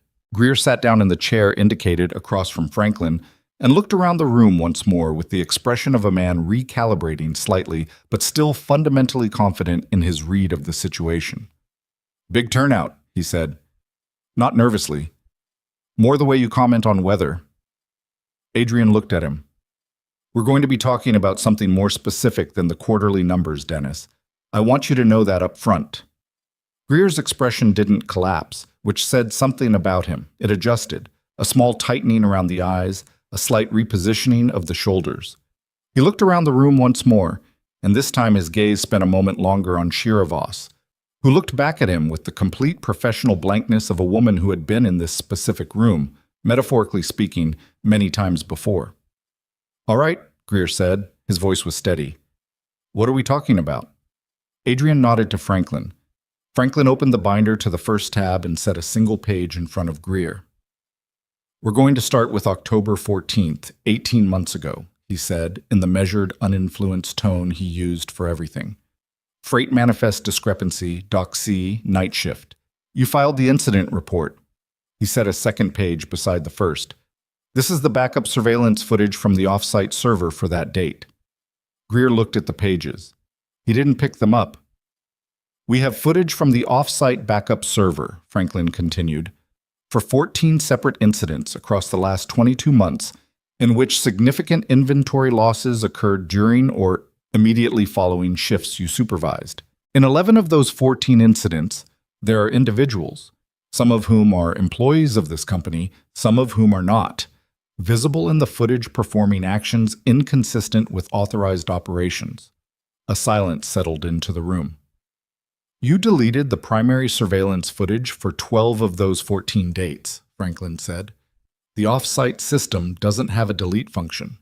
Greer's jaw moved, but nothing came out. "In the same period," Franklin went on, 7 employees under your supervisory authority received formal disciplinary actions for inventory-related violations. Cross-referencing those disciplinary dates with the incident dates, he turned to the next tab, shows that in every case, the disciplinary action was filed within 14 days of a significant inventory loss. In every case, the inventory loss predated the disciplinary action. He closed the binder and folded his hands on top of it. "The losses total approximately $1.1 million, he said. "Give or take, pending the completion of the full audit." The room was very quiet. Greer had stopped looking at the pages. He was looking at the table surface in front of him, and whatever calculations were running behind his eyes. They weren't producing anything visible yet. He had the look of a man standing at the top of a very long staircase, understanding for the first time that the staircase goes all the way down. "I want a lawyer," he said. "You're entitled to one," Shira said. "This meeting is not a legal proceeding. You're free to leave at any time." She paused. "The materials in front of you represent what the company has compiled to date. They will be referred to law enforcement this afternoon regardless of what happens in this room." Greer looked up at that. For the first time, there was something in his face that wasn't controlled. "This afternoon," he said. "Yes," Shira said. He looked at Adrian. It was a long look, and it was not a simple one. There was anger in it, and also something that was almost calculation even now. The look of a man checking whether there was still a play available, some argument or lever or angle that might shift the room. Adrian looked back at him without expression. There was no play. "You want to know the funny thing?" Greer said. His voice had changed, still steady, but differently steady now. The steadiness of someone who has decided that the situation is lost and is choosing how to carry himself through what comes next. "I filed every one of those reports exactly the way this company's system allowed me to. Everything was documented, everything was processed, and for 18 months, nobody looked. That's true, Adrian said. And that's also on me. I'm not here to pretend otherwise. Greer stared at him. So what? You fix the paperwork, throw me to the police, and the company emerges with clean hands? The company doesn't have clean hands, Adrian said. I let this happen by not looking. The system let it happen by being look-awayable. We're going to deal with that publicly through the reforms we're announcing this week. He paused. But none of that changes what you did to those 7 people. You specifically targeted them. You filed against them to cover your own actions. You took their livelihoods and their records and their dignity, and you did it deliberately. His voice stayed level. So yes, law enforcement, this afternoon. Greer was quiet for a moment. Then he pushed back from the table and stood up. I want my lawyer, he said. There's a room down the hall, Carol said quietly. Take the time you need. He walked out, and one of Shira's associates followed him at a professional distance, and the door clicked shut. The room breathed out. Adrian looked at the empty chair across from Franklin. He felt something that he thought might be relief, but turned out, on examination, to be something more complicated. The specific weight of a thing that has been wrong for a long time and has now been named correctly, which is not the same as it being fixed, but is a necessary precondition for fixing. The referral goes to the DA's office at 2 o'clock, Shira said. And the expungements? He asked. Carol opened a folder. Letters are drafted for all 7 employees, including Emily Carter. Formal acknowledgement, specific language about the fabrication, the corrected records. She looked at him. I want to say, for what it's worth, that the file on Ms. Carter should never have been processed the way it was. The video should have triggered a review, not an immediate termination. That's a failure of our process, and I take responsibility for my part in it. He nodded. I know. That's part of the reform. She nodded back, and he had the sense that she meant it, which mattered. He wasn't interested in people performing accountability. He needed the real version from the people who ran his company's day-to-day, or the reforms were decorative. 2 more things before we close, he said. He looked at the board members at the end of the table. First, every former employee we're clearing is being offered the opportunity to return to their position at their previous seniority level, with back pay calculated from the date of their wrongful termination. That's not optional. That's the offer, made clearly and without pressure. One of the board members, a man named Rice, who had strong opinions about legal liability and tended to express them before anything else, started to say something. Adrian held up a hand. I've talked to Shira. It's manageable. And it's right. Rice subsided. Second, Adrian said. He paused, and what he said next was not something he'd put in the pre-meeting briefing documents. We're establishing an independent worker advocacy function inside the company, separate from HR, separate from the supervisory chain, reporting directly to the board. Any employee can bring a concern there without going through their direct management. It'll take 3 months to build properly. I want it built properly. He looked around the table. Dennis Greer operated in the gaps of this company's oversight for at least 18 months. Those gaps are closing. The room was quiet. Then Carol said simply, Good. Out.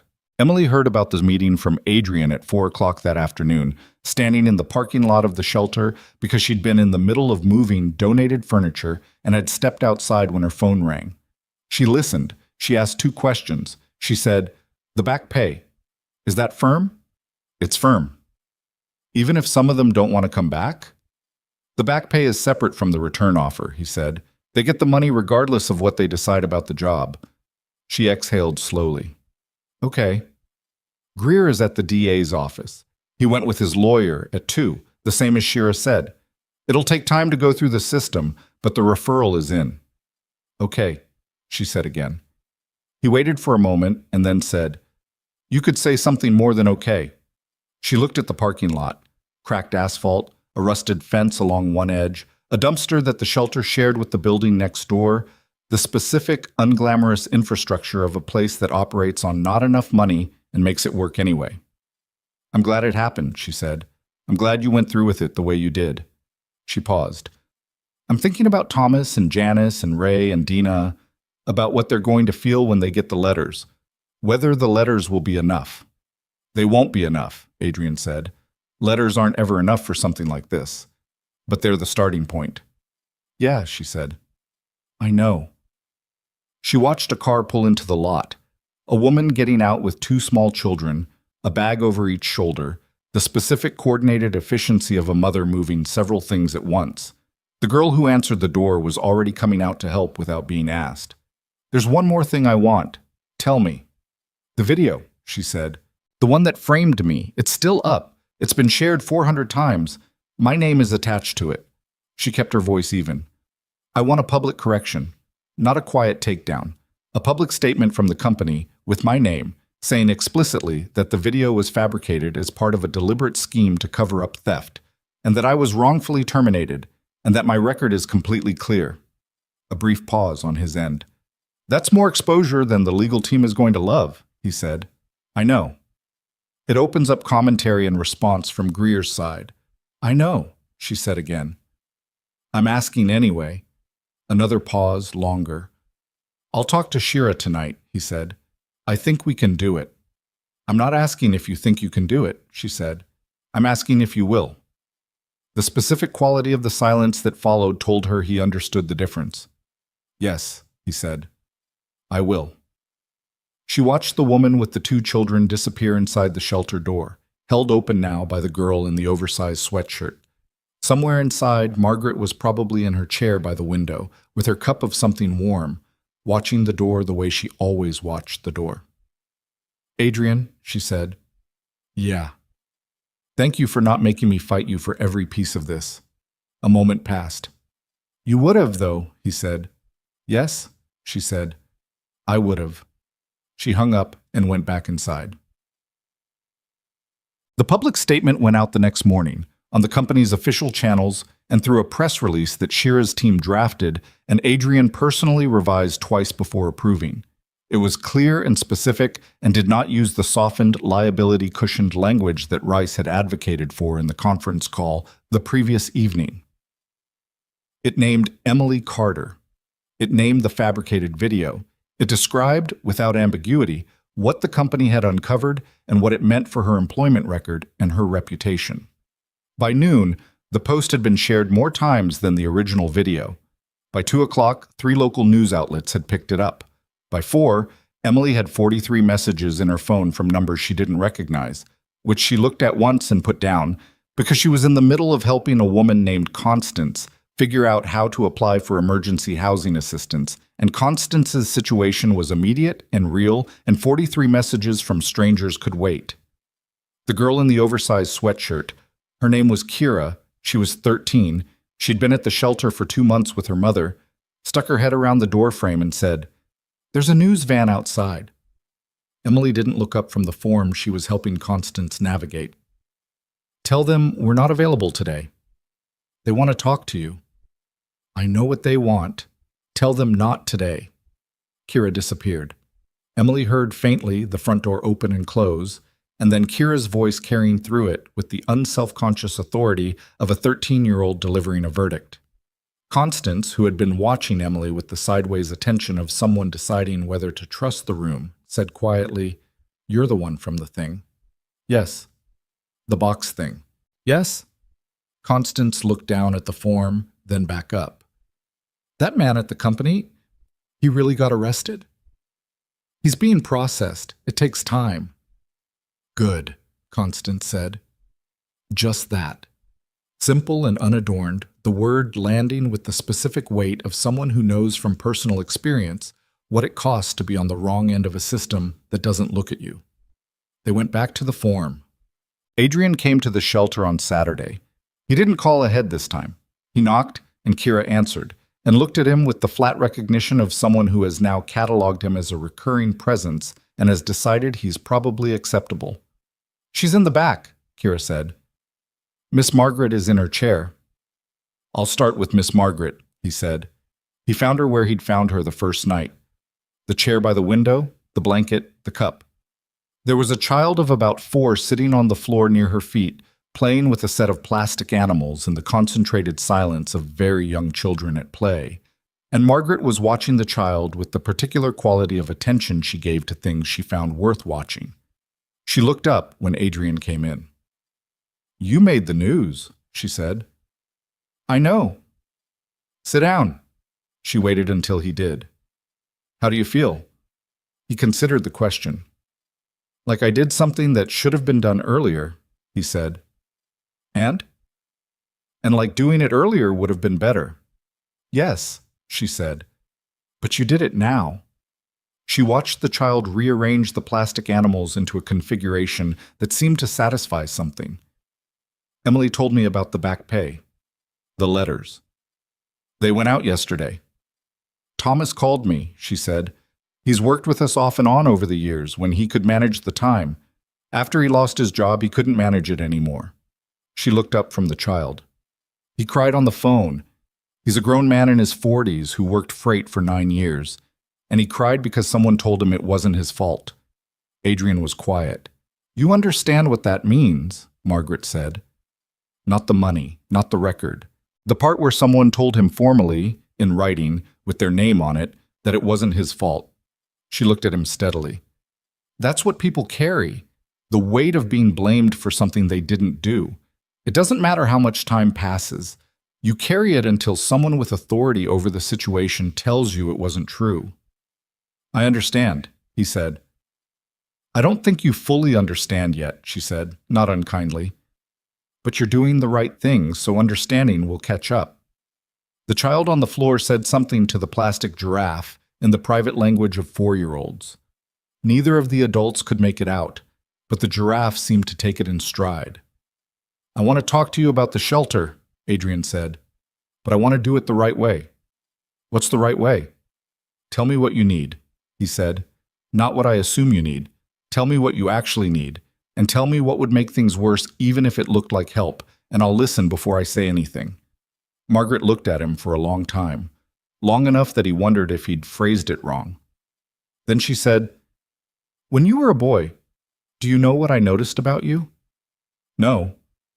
You listened, she said. 11 years old, frightened out of your mind, and you listened. Most people, adults even, they stop listening when they're scared. They talk because silence feels dangerous. But you listened. She paused. I always thought that was going to be the thing that saved you, whichever way life went. He didn't know what to say to that, so he didn't say anything. The roof, she said. The roof is the first thing.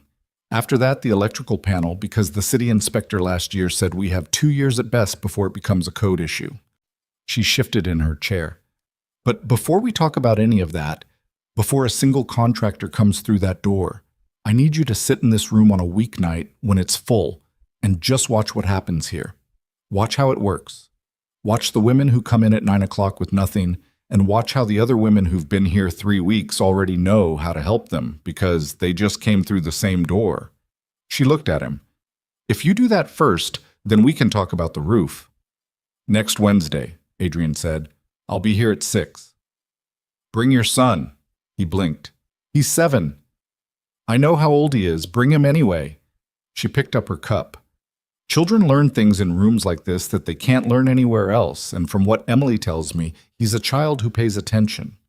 He thought about Noah in the car, saying you should fix that about a debt owed to someone Noah hadn't met, with the matter-of-fact moral clarity of a person who hasn't yet learned to make things complicated. He thought about the dinosaur pajamas and the book about the door in the mountain that only one boy could see. I'll bring him, Adrian said. Done. On the following Monday, Emily came back to the warehouse. Not as an employee. As herself. Adrian had called her the Friday before and asked if she'd be willing to walk through the facility with him and the new head of operations he was bringing in. Someone from outside who didn't have the accumulated blind spots of the existing management chain. Emily had said she'd think about it. She'd called back 2 hours later and said yes. She wore the same dark work trousers as always. She didn't perform anything. She walked through the loading bays and the break room and the freight prep area with the specific practical knowledge of someone who had spent 6 years learning a place from the inside. And she pointed out things that the new operations lead. A woman named Sandra, mid-50s, with the dry efficiency of someone who had managed large facilities before and was not here to be impressed, made notes about with the speed of someone whose note-taking was always the genuine article. They came back around to the break room, and Emily stood for a moment in the doorway of the space where 2 weeks ago she'd stood with a box in her hands and 40 people watching and a man who believed he had finally broken her. Adrian watched her from a few feet back. He watched the way she looked at the folding tables and the vending machines and the lockers, and the thing he saw in her face wasn't trauma exactly. It was closer to inventory. Taking stock of a place that had been the site of something and deciding what relationship to have with it going forward. Sandra said something about the sightlines from the supervisor's station, making a note. Emily turned away from the break room and looked at Adrian. "The workers here," she said. "The ones who are still here. They need someone to talk to. Not HR in the formal sense.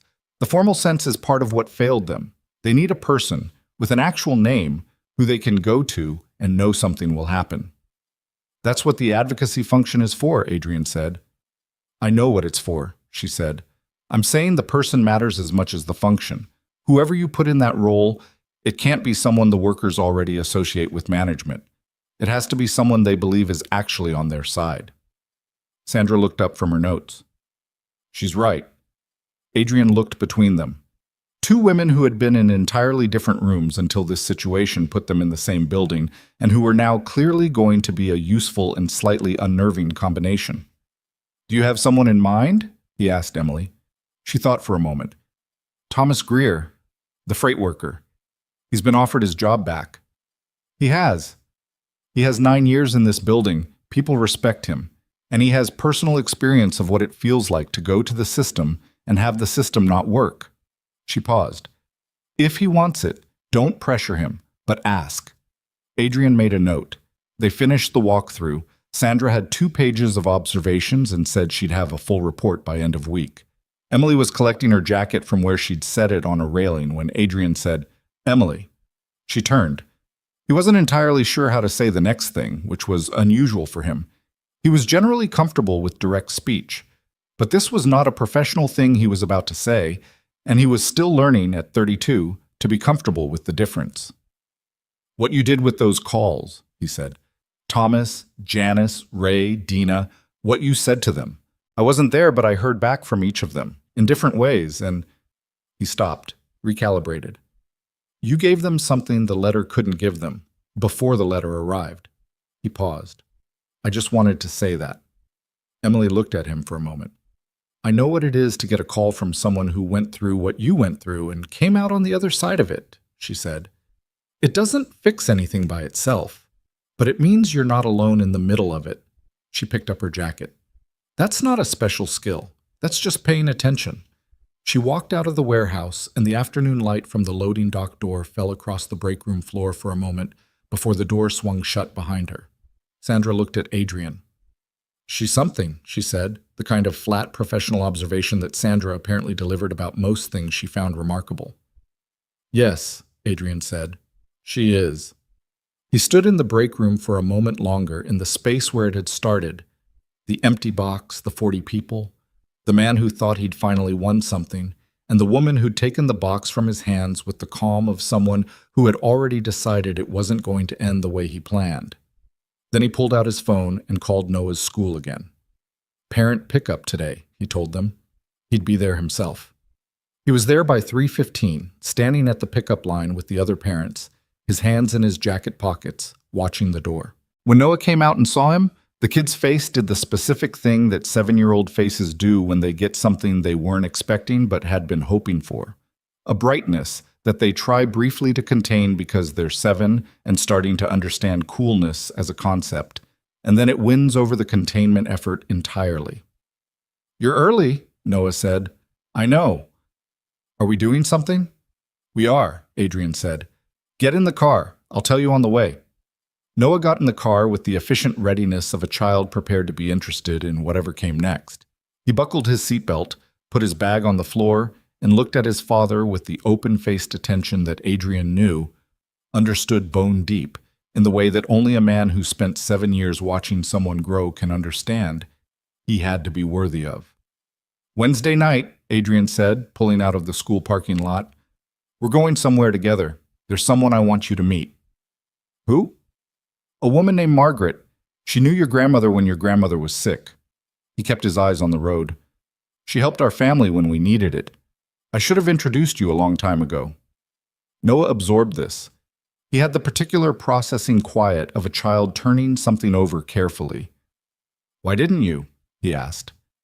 Adrian drove for a moment. Outside, Detroit moved past in the October afternoon, ordinary and complicated and entirely itself, the way the city always was. "Because I was doing it wrong," he said. "I'm trying to do it right now." Noah considered this with the gravity it deserved. "Okay," he said. "Then, is she nice?" "Yes," Adrian said. "She's very nice, and she doesn't miss much." "Like you?" Adrian glanced over. "She's better at it than I am." Noah seemed to find this acceptable. He looked out the window for a while. Then, in the offhand way that children deliver the things that hit hardest, "Dad, I think you're doing better." Adrian kept his eyes on the road. "Yeah?" he said. "Yeah," Noah said. "You seem less like you're thinking about the old stuff." He drove. The city moved. Somewhere on the west side, a shelter was doing what it did every evening, opening its doors, setting out food, making space for people who needed space to exist while they figured out how to get back to themselves. He wasn't going to fix everything. He knew that. The system that had let Greer operate for 18 months was a symptom of things that didn't get fixed in a single Thursday meeting or a press release or a round of letters, however carefully worded. The reforms he was putting in place would help, if he held to them, which he intended to do. But he was not under the illusion that intention was the same as outcome. What he knew was this: he'd answered the door. He was still answering it, and the boy in the passenger seat was watching him, and that meant something. "I'm working on it," Adrian said.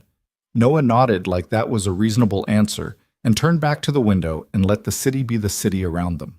Wednesday came with the specific gray of a Detroit November, trying to decide whether to commit to winter. The sky had that low, pressed-down quality that sits over the city from October through March, and the wind coming off the river had sharpened enough overnight that it meant something now.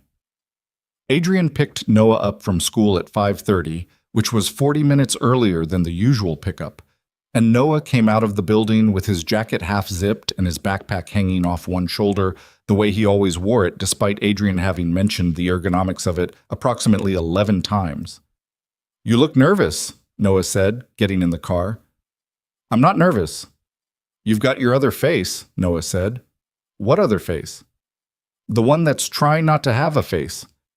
Noah zipped his jacket with the particular focus of a child completing a task they've remembered belatedly. "You had it when I had the thing at school last spring, the science fair." "I wasn't nervous about the science fair." "You kept checking your phone." Adrian pulled out of the school parking lot. "I'm not nervous tonight," he said.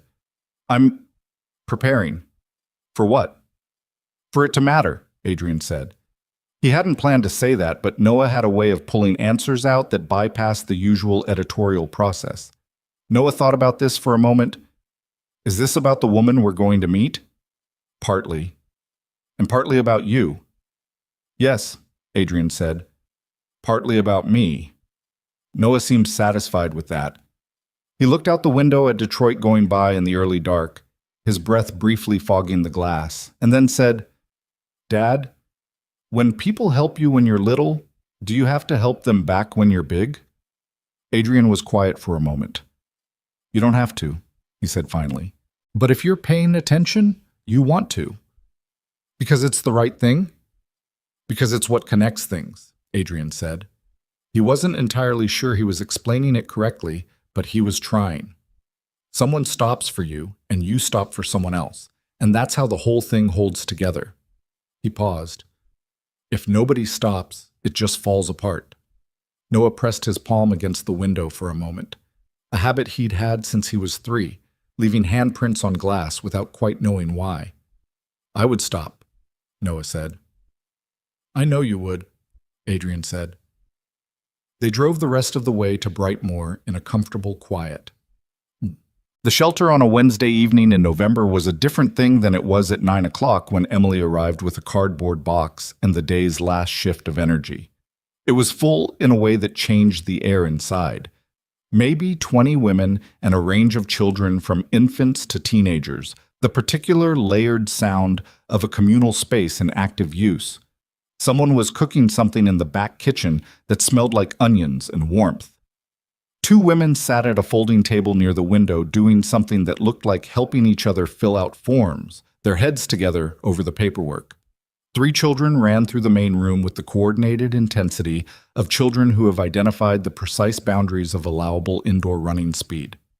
Kira intercepted Noah within approximately 45 seconds of their arrival. She'd been standing near the door in her oversized sweatshirt, and she looked at Noah with the assessing gaze of a 13-year-old deciding what a 7-year-old was worth her time, and something in the assessment apparently came back acceptable, because she said, "You want to see the cardboard things?" Noah looked at his father for approximately 1 second of permission, got it, and was gone. Emily appeared from the hallway. She was wearing a flannel shirt over a dark t-shirt and carrying a folder, which seemed to be her resting state. She looked at the doorway where Noah had just disappeared with Kira. "He'll be okay," she said. "Kira's responsible when she wants to be." "What are the cardboard things?" Adrian asked. "Come on," she said. "I'll show you on the way to Margaret." She led him through the main room.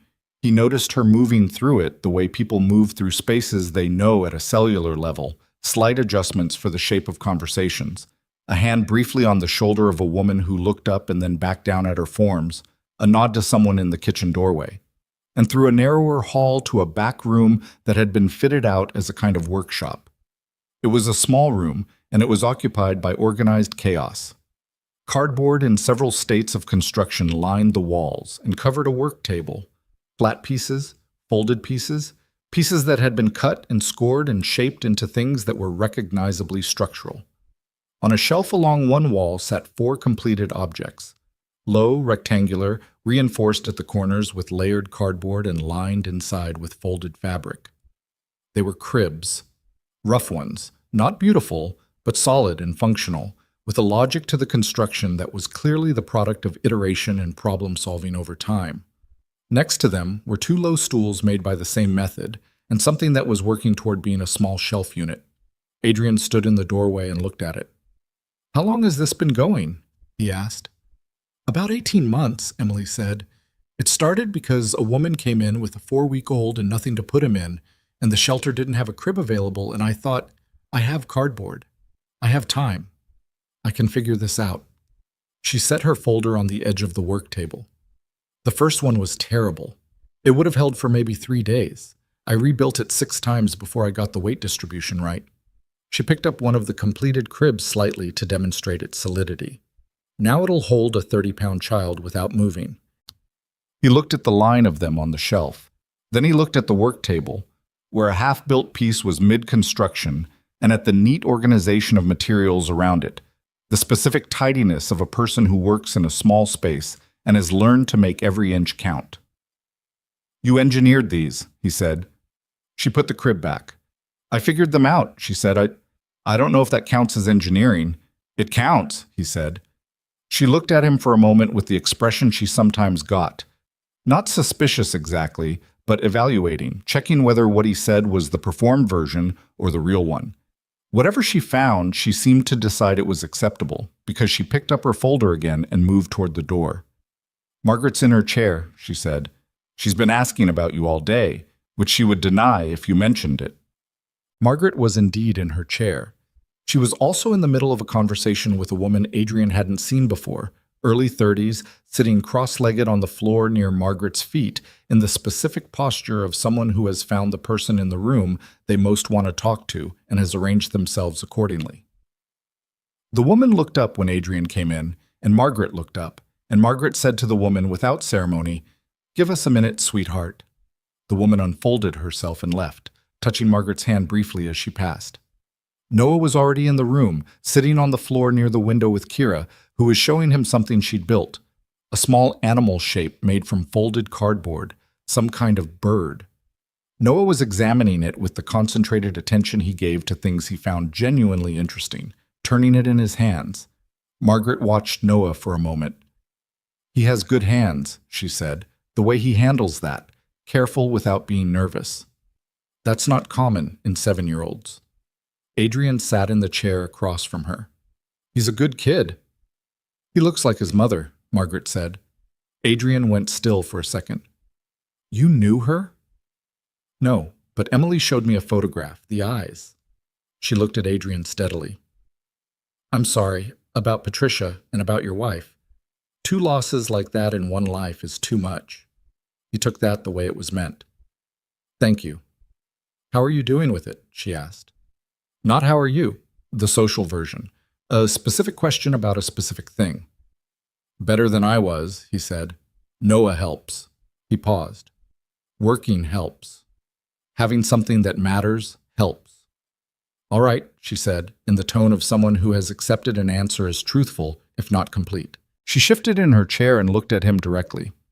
Tell me about the legal situation. Emily gives me the framework, but she leaves out the parts she thinks will worry me. He told her about the DA's office, where the case was in its process. The referral had been received. The preliminary review was underway. The timeline for charges being filed was estimated at 6 to 8 weeks. He told her about Greer's lawyer, who had made an initial contact suggesting cooperation in exchange for consideration, which Shira had received without enthusiasm, but which the DA's office would evaluate on their own terms. Margaret listened with her hands around her cup. He'll try to make a deal, she said. Men like that always do. Probably, Adrian said. That's for the DA to decide. And the workers? Thomas Greer accepted the offer to return, with back pay. He started last Monday. Ray DeLuca is considering it. He's got a construction job now that he doesn't want to leave unless he's sure. Janice Porter accepted the back pay but declined to return, which is her right, and the offer wasn't conditional. He paused. Dina Croft is the one I've been thinking about most. She's 26, 3 years in the warehouse before Greer decided she was useful cover. She took the back pay and she's going back to school. She'd been taking classes before, was almost done with the logistics management certificate, and the termination knocked her off track. She's re-enrolled. Margaret looked at him. The back pay covers her tuition, he said. You made sure of that, Margaret said. It wasn't a question. The back pay is what it is, he said carefully. What she does with it is her choice. But you calculated it knowing what it would cover. He met her eyes. Yes. She was quiet for a moment. You're not a simple man, she said. You never were, even at 11. You were thinking about 12 things at once, and you'd only tell you about 2 of them. A pause. That's not a criticism. I know, he said. Emily's the opposite, Margaret said. She tells you exactly what she's thinking, and the only thing she keeps back is what she's feeling. Those 2 kinds of people, she tilted her head slightly. They're hard on each other, but they're useful to each other if they're patient. Adrian looked across the room, where Noah was now attempting to replicate the origami bird with a piece of paper Kira had produced from somewhere, his tongue between his teeth in concentration. Kira was watching with the barely restrained patience of a teacher who sees a student about to make the obvious mistake, but is letting it happen because the lesson is in the mistake. I'm aware that you're not talking about professional collaboration, he said. Margaret smiled. Just a little. I'm talking about whatever it is, she said, which may be more than one thing at once. That's allowed. He didn't say anything to that. He watched his son fold a piece of paper incorrectly and then unfold it and try again. The shelter, he said. I'm ready to talk about it, if you are. Go ahead. He had done his homework in the way he did homework when something mattered. Thoroughly, without shortcuts. He had spent the week gathering specific information. The structural assessment the city had done 18 months ago, the electrical inspection report, the cost estimates for the roof repair that had been deferred twice for lack of funds. He'd had an independent contractor walk the building on Tuesday, after Emily had let him in on the understanding that this was information gathering and not a commitment to any specific action until Margaret said what she needed. He laid it out. Not as a proposal. As a picture of where things stood, what the building needed to remain functional. What it needed to remain safe, what it needed to keep operating without the constant low-grade crisis of infrastructure on the edge of failing. Margaret listened without interrupting. She asked 2 questions, one about the electrical timeline and one about whether the contractor Adrian had used was someone who had worked on occupied buildings before, because she was not interested in anyone coming in and disrupting the residents in a way that made the shelter feel like a construction site. He answered both questions accurately. Then she said, Tell me what you're proposing. I'm not proposing anything yet, he said. That's what you're about to do. You're going to tell me what you actually need, and then I'm going to figure out how to resource it in a way that doesn't turn this place into something that feels like it belongs to me. She looked at him for a long moment. The roof, she said. The electrical. After that, the water heater, which gives us about 8 months before it becomes an emergency. She paused. And the back room. Emily's workshop. She's been working in a space that's too small and too cold. If we could expand it, she could train other people. Right now, it's just her. All right, he said. Those are the building needs, she said. There's also the operating budget. We run on a combination of small donations and a city grant that gets cut or reduced almost every year. We've never had stable funding. Stable funding would mean we could plan more than 3 months ahead, which we've never been able to do. What does stable look like? She told him a number. It was not a large number by the standards of what Adrian spent money on, and the contrast between its modesty and what it would mean for this building and these 20 women and these children hit him somewhere below the ribcage. Done, he said. Not done yet, she said. I don't want charity. I want a partnership. I want this shelter to be connected to whatever foundation you set up in a way that means we have a voice in how it's run and what it prioritizes. I'm not interested in being a recipient. I want to be a partner. Agreed, he said. I also want it in writing, she said, with a board structure that includes shelter representation, so that when you eventually hand this off to whoever runs your foundation, the terms can't be quietly renegotiated. He looked at her. You've thought about this. I've been doing this for 26 years, she said. I've watched what happens when organizations like this one become dependent on a single donor who changes their mind or changes their priorities or dies. I'm not building something that collapses when you decide to do something different with your money. That's what I want too, he said. A structure that doesn't require me specifically to keep working. She nodded once. Then we understand each other. I'll have Shira draw up a framework, he said. Nothing final, a starting document for us to react to together. Bring Emily into that, Margaret said. I was going to. I know. I'm saying it because it matters that she knows I said it. Not just that you decided it. He looked at her. You protect her. She protects herself, Margaret said, in the specific tone of someone making an important distinction. I make sure the people around her understand who they're dealing with before they make the mistake of underestimating her. Across the room, Noah had finally gotten the paper bird mostly right. He held it up, and it was recognizably a bird, lopsided, one wing lower than the other, but a bird. He showed it to Kira with the unguarded pride of a child who has accomplished something through repeated effort. Kira looked at it seriously and then gave a single nod of approval, which clearly meant more to Noah than extensive praise would have. Margaret watched this. Your wife, she said quietly. She would have liked this place. He didn't trust himself to respond immediately. He let a moment pass. Yes, he said, she would have. What was she like? Nobody asked him that anymore. People who'd known her talked about her in ways that were more memorial than personal, and people who hadn't known her didn't ask because they thought it might be difficult. It was difficult. It was also something he missed, talking about her as a person rather than as an absence. She argued about everything, he said, not combatively. She just thought out loud and expected you to keep up. He paused. She was a social worker before Noah was born. She believed that systems were supposed to serve people, and when they didn't, she took it personally. He paused again. She would have had opinions about the shelter, detailed opinions. She would have redesigned the intake process within the first visit. Margaret smiled. I would have liked her. She would have liked you, Adrian said. She admired people who built things instead of just talking about building them. They sat in that for a moment, comfortable with the weight of it. Emily found him afterward in the main room, standing near the window watching the evening activity of the shelter. A toddler had attached itself to his right leg in the way that very young children attach themselves to nearby adults, apparently without any particular reason, and Adrian was standing very still with the careful stillness of a man who is not certain what the protocol is for detaching a toddler. Emily watched this for a moment before she said anything. His name is Marcus Jr., she said. He's 14 months. He does this to anyone who stands near the window.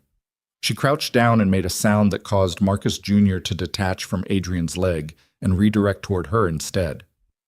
He likes the light from outside. Smart kid, Adrian said. She stood up with Marcus Jr. on her hip, which he accepted as a reasonable development. She looked out the window for a moment at the street, the November dark, the occasional passing car. How was it with Margaret? She asked. Good, he said. Real. He paused. She doesn't let anything be less than what it is. No, Emily said. She doesn't. She wants you included in the foundation framework process, he said. Not just informed, included.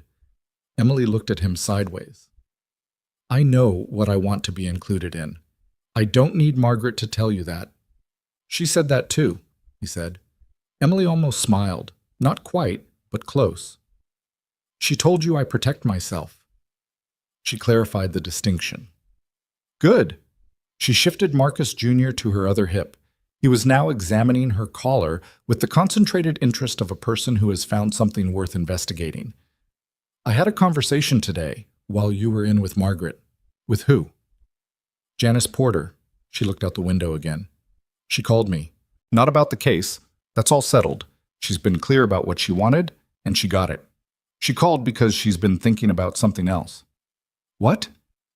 She ran a training program at her last company before she came to us, Emily said. Logistics, safety, and compliance. Informal, grew out of conversations she was having with newer workers, but she apparently had a real gift for it. She paused. She's been wondering whether there's a way to set something up independently. A program for warehouse workers, not company-run, not management-controlled, that helps people understand their rights, understand how to document things, understand what retaliation looks like, so they recognize it before it gets as far as it got for all of us. Adrian was quiet for a moment. He looked at Emily, who was looking out of the window with the expression of someone who already knows where they're going with something and is giving the other person time to arrive. That's part of what the foundation should be, he said. That's what I thought, Emily said. But I wanted you to hear it from me before I said yes to Janice, because it's your foundation. It's not only my foundation, he said. That's the point we just established in there. She looked at him. Then yes. Tell Janice yes. You tell Janice yes, he said. You know her. You know what she needs to hear. I'll resource it. Emily shifted Marcus Jr. again. He had moved on from her collar to her ear, which he was now attempting to remove at its hinges. Marcus Jr., she said firmly. He looked at her with the total innocence of a person who has no idea what he's been doing. Adrian watched this interaction. He felt something that he recognized after a moment as something close to ease, the specific ease of being in a place that was not his and not requiring it to be, not performing anything, not managing the situation or the room or the impression being made. He hadn't felt that in a long time, possibly since before Elaine died, since before he'd been the version of himself that was always constructing something, even at rest. What are you thinking? Emily asked. He looked at her. She was looking at him with the direct gaze she used when she was actually asking, not making conversation. I'm thinking that I've spent 3 years building things that mattered from a distance, he said. Making decisions, allocating resources, running numbers. All of it real, all of it, I think, mostly good. But from the outside of it, he paused. And I'm thinking that this room feels different from that. Emily looked at him for a moment. Then she looked down at Marcus Jr., who had given up on her ear and was now simply resting his head against her shoulder with the sudden totality of a child who has decided he's done for the evening. It is different, she said. The distance is useful sometimes. You can see things from far away that you can't see up close. She readjusted her grip on the sleeping weight of the toddler. But you can't feel it from far away. And the feeling is part of why you keep going. He looked around the room. The women at their forms, the children in their contained chaos, the woman in the kitchen doorway who was laughing at something someone said, the specific texture of 20 lives being lived in a space that held them because someone had decided 26 years ago that holding them mattered. Yes, he said, I understand that now. The press conference was Sandra's idea, and Adrian initially resisted it. He'd been intending to handle the company's public communication through statements and the existing media coverage, which had been substantive enough. 3 local outlets, 1 regional business publication, the social media response to the company's post about Emily's case. It felt like enough. It felt like more than what he typically sought. Sandra had looked at him across his office desk and said, "It's not about what you want, Adrian. It's about the people who still work in that building wondering what this company actually believes about them. A statement is words on a screen. A press conference is a person standing up in a room and saying it out loud." He thought about Carol's face in the executive meeting when she'd said good. He thought about Thomas Greer starting back at work last Monday, 9 years of experience returning to a company that had just formally told him it had spent 8 months lying about who he was. "Thursday," he said. "Here, not at the warehouse. I want the employees who want to come to be able to come." Sandra made a note. "I'll arrange it." "And I want Emily to speak," he said. Sandra looked up. "Have you asked her?" "Not yet." "Ask her before you announce it," Sandra said. "Don't assume." He knew that. He called Emily that same evening. She picked up on the second ring, and he heard the shelter sounds behind her before she moved somewhere quieter. And he said, "I want to ask you something, not tell you something." "That's a notable opening," she said. "We're holding a press conference Thursday. I'm going to speak about the reforms, the foundation, the full picture. I'd like you to speak too, if you're willing." He paused. "But it's yours to decide. I'm not framing it as something you should want to do. I'm asking if you do." She was quiet for a moment. "What would I say?" she asked. "Whatever's true," he said. "What happened to you. What you want to happen for the people who come after you in that building. What the shelter does, if you want to talk about it." Another pause. "Can I say something about Margaret?" "Yes," he said. "Absolutely yes." "Then I'll do it," she said. "But I'm writing my own remarks." "I wouldn't have it any other way." "And I'm not going to be diplomatic about what Greer did," she said. "If I'm standing in a room talking about this, I'm going to call it what it was." "Good," he said. A brief silence. Then, "Okay." She paused. "Thank you for asking." "Thank you for saying yes," he said. He heard something in the background that was probably Kira's voice, and then Emily said, "I have to go. Someone's trying to use the cardboard saw unsupervised, which is not supposed to happen." "There's a cardboard saw?" But she'd already hung up. Thursday arrived with better weather than it had any obligation to provide. The sky had lifted overnight, gone from the pressed-down gray to something thinner and higher, and actual light was making an appearance, which in November in Detroit felt like a specific gesture. The conference room in the Ashcroft Logistics main office held 60 people, and it was full. Employees who'd arranged to come in early or on their day off. The board members. Sandra and her operations team, Shira in her gray suit, Carol from HR with the expression she wore when she was paying close attention to everything, 3 media outlets with cameras, the woman from the regional business publication who'd been covering the story and who'd emailed Adrian twice in the last week with specific questions that told him she'd done her homework. Thomas Greer was there, standing near the back in a jacket that was slightly too big across the shoulders in the way of clothes purchased for the occasion. He'd said 2 words to Adrian before the conference. "I'm here." It was enough. Dina Croft had driven in from Wayne County. She was sitting in the second row with her hands folded in her lap and the specific alertness of a person who is not going to miss anything. Ray DeLuca had not come. He'd texted Adrian that morning.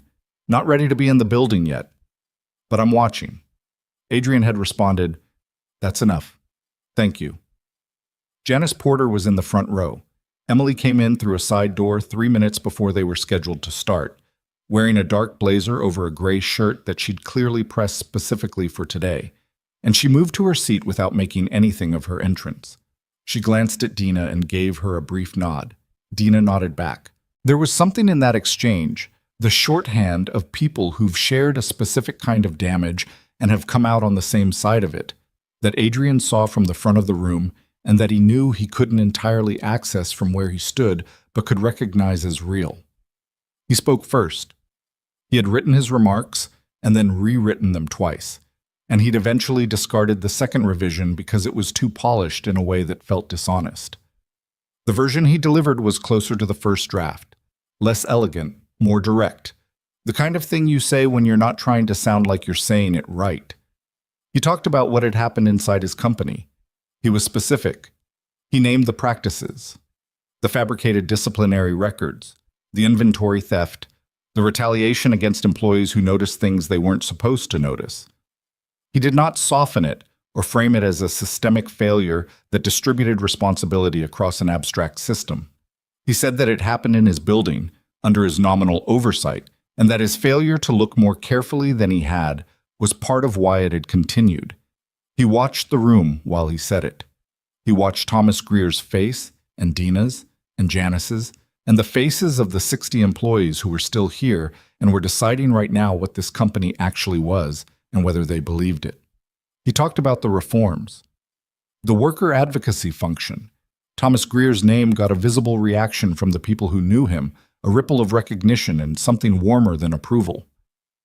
The independent audit cycle. The structural changes to the supervisory reporting chain that Sandra had architected, and that would take 6 months to fully implement, and that he was committed to seeing through even when it became inconvenient, which it would. He talked about the foundation. He kept this portion shorter and less detailed because it was a starting point and he didn't want to announce something as finished that was still in construction. He said it would support workers, single parents, and families in crisis, and that it would be structured in partnership with the people it served and not administered from a distance by people who didn't understand what those lives felt like from the inside. He said Margaret Okafor's name. He said what she'd done for his family 28 years ago, and what it had meant, and what it meant now. He didn't dress it up. He said he'd carried the debt for too long and had come back to it sideways, through a situation he hadn't created but had failed to prevent, and that sometimes the door you should have opened long ago gets opened by someone else who isn't waiting for you to get around to it. He looked at Emily when he said that. She was looking back at him with the steady gaze she kept for things that mattered to her, and he couldn't read everything in it, but it wasn't cold and it wasn't performed, and for now, that was what he needed. He stepped back from the podium and said, "Emily Carter." She walked up. She had notes, but she didn't look at them. She set the paper on the podium surface and left it there. "I've been thinking about what to say for 3 days," she said, "and I keep coming back to one thing, which is that this is not a story about one man doing something wrong inside one company. It's a story about what happens when a system decides that certain people's words are worth less than other people's words, and then gives a man with bad intentions access to that system." She paused. Dennis Greer didn't invent the conditions that let him do what he did. He found them. He used them. And he probably found them because they'd been usable for a long time before he came along, and nobody had been hurt badly enough, visibly enough, to make anyone look at them directly. The room was very quiet. "I lost my job for carrying an empty box," she said, "and I want to be clear about what that actually meant. Not to me. I had savings, I had options, I had a community that would have held me. I want to be clear about what it meant to Thomas, who worked here for 9 years and spent 8 months wondering if he'd ever find his footing again. To Dina, who was 26 years old and had her professional record destroyed because a man needed a scapegoat. To Janice, who had 7 years in this building and will carry the record of what was done to her even after it's been formally corrected, because that's how records work in the real world. She looked at the room. Being cleared on paper is justice, but the time lost is not given back. The months of uncertainty are not given back. The way it changes how you see the place you work, the way it makes you smaller inside a system you have no power over, that's not given back. She stopped for a moment. "I'm not saying this to qualify what's happening today," she said. "What's happening today is right, and I'm glad it's happening. I'm saying it because the people in this room who still work here deserve to know that the standard being set is not the minimum that avoids liability. It's the actual thing. The thing where people who work in this building are treated as people who have contributed something that matters. And when something goes wrong, the first assumption is not that they did it." She paused one more time. "There's a shelter on the west side of this city called Helping Hands.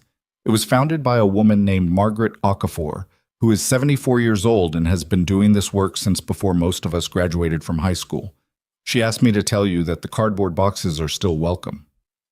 A sound moved through the room that wasn't quite laughter, and wasn't quite something else, but was genuine and sudden and real. Emily stepped back from the podium. It wasn't a standing ovation. It wasn't a movie. People clapped, and some of them clapped hard, and in the second row, Dina Croft was doing the specific thing that people do when they're trying not to cry in a professional setting, which involves a particular arrangement of the jaw and the deliberate direction of attention at the ceiling. Thomas Greer, at the back of the room, was not trying to do anything except stand there, and his face showed everything he wasn't managing. After, when the media had what they needed and the formal part of the morning was over, and the room had gone from conference to something looser and more human, Emily found herself standing near the coffee table with Janice Porter, who had come to her immediately after the remarks. "You said it right," Janice said. "The time not being given back. You said that right." "I meant it," Emily said. "I know." Janice held her coffee cup with both hands. "I'm going to do the training program," she said. "I've been going back and forth on it for a week, and I'm done going back and forth." She looked at Emily. "You'll be involved?" "As much as you want me," Emily said. "It's your program. I'll support it." Janice nodded. Something settled in her face. Not happiness exactly, not resolution exactly, but the specific quality of a person who has been adrift for long enough that choosing a direction feels like solid ground under their feet. Adrian appeared beside Emily with 2 cups of coffee. He held one out to her. She looked at it for a moment, then she took it. "You said Margaret's name," he said quietly. "I said I would." "I know, He paused. "It was the right thing to say, in the right place." She looked at him sideways. "You're still surprised when things go the way they should?" "A little," he said. "That's because you spent too long doing things from a distance," she said. "When you do things up close, sometimes they go right. It's less shocking." He looked at her. "Is that advice?" "Observation," she said. They stood there for a moment with their coffee, in the room that was now moving around them, with the natural friction of people who have been through something together and are figuring out what comes next. The cameras were gone. The formal posture of the morning had released into something more honest. People talking to each other, actually talking, the kind of conversation that a room generates when the performance is over and what's left is just the people. Outside, through the conference room windows, Detroit was doing its November thing, enduring, unimpressed, entirely itself. The light that had shown up that morning was still making its case, thin and real across the buildings. Adrian thought about what Margaret had said. Someone stops for you. And then you spend the rest of your life paying it forward, or you spend it moving away. He had spent a long time moving away. He was here now. It wasn't the full measure of what he owed. He didn't think there was a full measure exactly. He thought it was more like a direction, something you walked in rather than a destination you reached. You kept going or you stopped. He had stopped for a long time. He wasn't stopping now. He drank his coffee in the thinning November light. In the room full of people he was slowly learning to understand. Beside a woman he was slowly learning to trust. And he thought, this is what it feels like to be in the right place and know it. He didn't say that out loud. He kept it. Some things you kept. 3 months passed the way the months after significant events tend to pass. Faster than expected on the surface, slower underneath, where the real work of change happens without announcing itself. December came and went. The DA's office filed charges against Dennis Greer on the 19th, theft, fraud, and tampering with company records across a documented period of 22 months. The number that appeared in the charging documents was $1.3 million, which was higher than Franklin's initial estimate because the full audit, once it had access to every record that Greer had believed he'd successfully altered or deleted, turned out to be more complete than Greer had counted on. His lawyer entered a not guilty plea at the arraignment and began the process of negotiating, which Shira had predicted, and which the DA's office received with the measured patience of prosecutors who had everything they needed and no particular incentive to hurry. C. Morrison, who had filmed Emily, entered a cooperation agreement. He was 24 years old and had been hired by Greer 8 months before the video and had spent those months doing exactly what Greer had asked of him while telling himself it wasn't really what it was. His testimony added 2 additional documented incidents to the existing record. The DA's office accepted the cooperation and reduced his exposure accordingly, which Adrian had complicated feelings about and which Shira told him was the correct outcome for the strength of the overall case. And she was right, and he knew she was right, and he still had complicated feelings about it. The two shift coordinators who had filed false incident reports in support of Greer's cases were terminated and referred for separate proceedings. One of them had worked for the company for 11 years, which made the termination neither easier nor harder. It was what it was. The reforms Sandra had laid out began their 6-month implementation on the 1st of January, with the specific deliberately unglamorous quality of institutional change that is actually happening rather than being performed. New reporting structures. The independent audit cycle, run by a firm with no prior relationship to Ashcroft Logistics and selected by the board on criteria Adrian had made publicly available. The worker advocacy function, now formally established, with Thomas Greer in the role that Emily had suggested him for. Thomas had taken some convincing. He'd come back to the freight floor in November with the careful bearing of a man who has been hurt in a place and is deciding, one day at a time, whether the place can still be trusted. He'd worked 3 weeks before Adrian had asked to meet with him, and in that meeting Adrian had said, "The advocacy role is yours if you want it, but I'm not asking you to take it as a reward or as a way of closing a chapter. I'm asking because Emily says you're the right person, and I've learned that when Emily says someone is right for something, she's usually seen something real." Thomas had looked at him across the small conference table and said, "Can I think about it?" "Yes," Adrian said. Thomas thought about it for 4 days and then came back and said yes.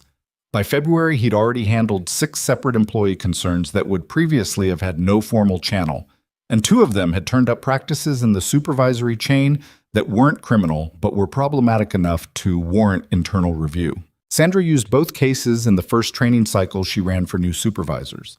She called the training cycle "Accountability is Not a Threat," which Adrian thought was a title that said what it needed to say. The shelter's roof was repaired in January during a week when the weather cooperated just enough for the contractors to finish before the next round of cold came through. Margaret supervised from her chair by the window, which had been moved temporarily to a different room while the most intrusive part of the work happened directly above the main space. She had opinions about the contractor's approach to the ridge flashing that she conveyed through Emily, who conveyed them to the foreman with the diplomatic precision of someone who has learned to translate between 2 very particular kinds of authority. The foreman adjusted the flashing. The electrical panel was replaced in February, the water heater in March.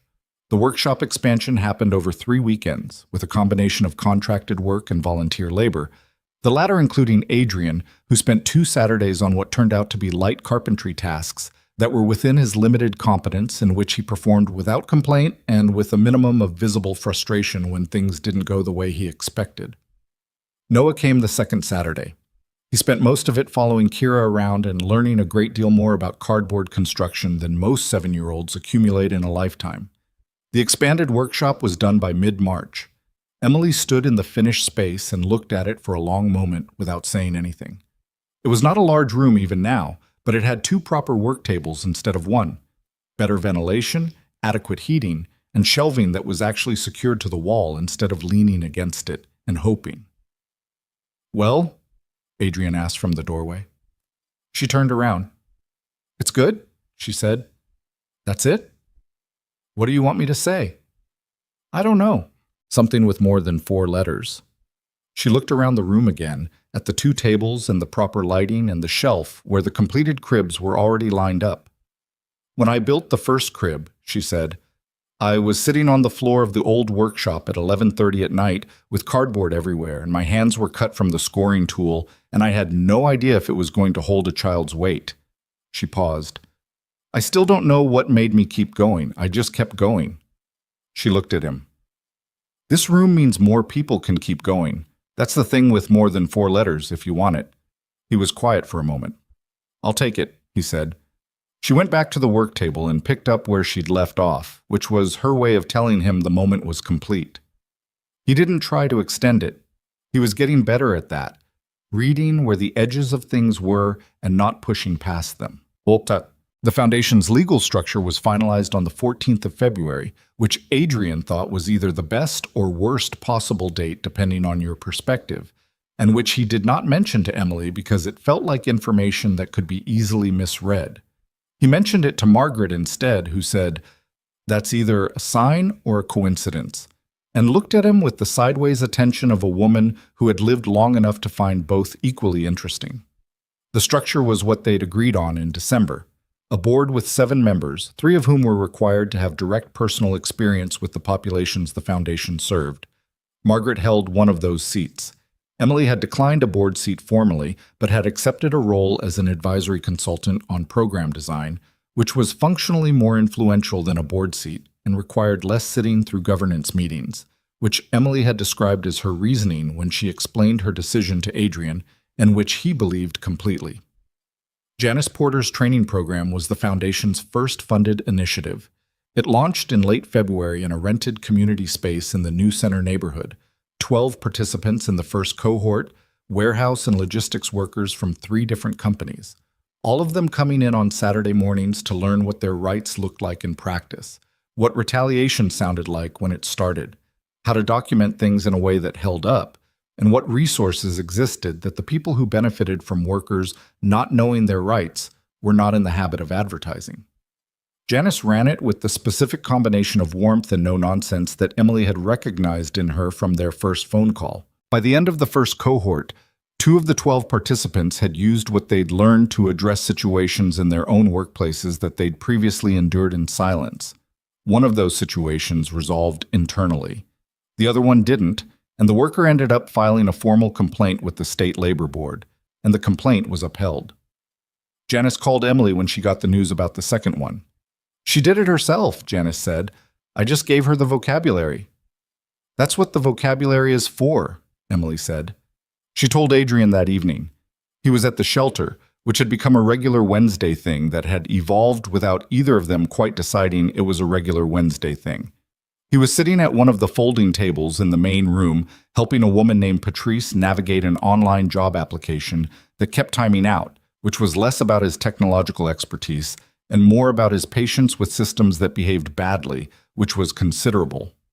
Emily sat down across from him and told him about Janice's call. He looked up from Patrice's laptop. "Good," he said. "That's it?" she said. "What do you want me to say?" She looked at him. Something moved in her face that was close to amusement.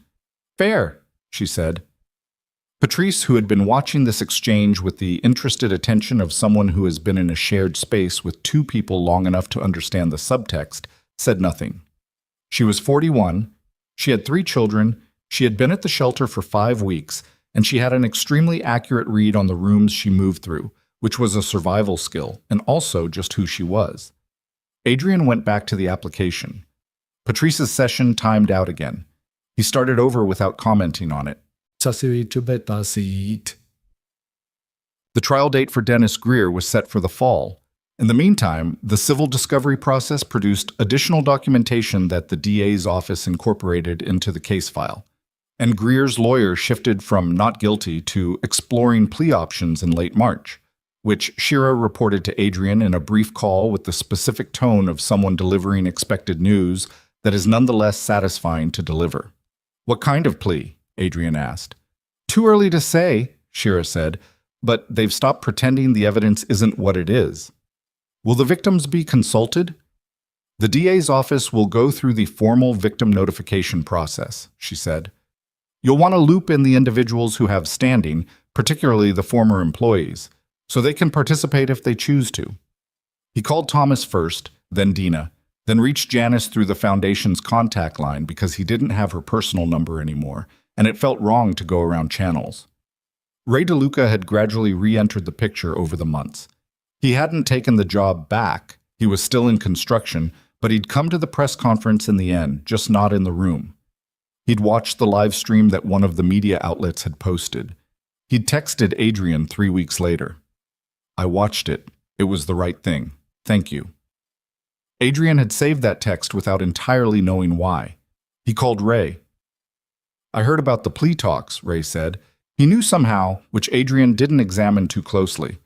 "What do you think is going to happen?" "I think they'll reach a deal that results in a conviction and real consequences," Adrian said. "Not what he would have gotten if it went to trial, but real." Ray was quiet for a moment. Real is enough, he said. I don't need it to be maximum. I need it to mean something. I think it will, Adrian said. Okay, Ray said. And then in the way he had of adding things as afterthoughts that weren't afterthoughts at all. Is the woman still at the shelter? Emily? Yes. Tell her I think about that phone call sometimes, the first one. What she said. He paused. Tell her it mattered. Adrian told her that evening, standing in the doorway of the expanded workshop while Emily cut cardboard with the scoring tool, her hands moving with the practiced efficiency of someone who has made this motion hundreds of times. She stopped cutting. She was quiet for a moment. He said that? She asked. Exactly that. She looked down at the cardboard on the table. Then she picked up the tool and went back to what she was doing. But her face had changed slightly, in the way that faces change when something lands in the right place. He watched her work for a moment and then went back to the main room. April brought the kind of weather that Detroit produces once or twice a year. 3 days in a row of genuine warmth, the air carrying something that remembered summer, even though it was only April and summer was still 2 months of uncertainty away. People came outside with the slightly dazed quality of city residents who had been indoors too long and needed to reacquaint themselves with the existence of sky. On the second warm day, Adrian took Noah to Brightmoor. Not to the street where they'd grown up. He'd done that drive in October, alone, as its own thing.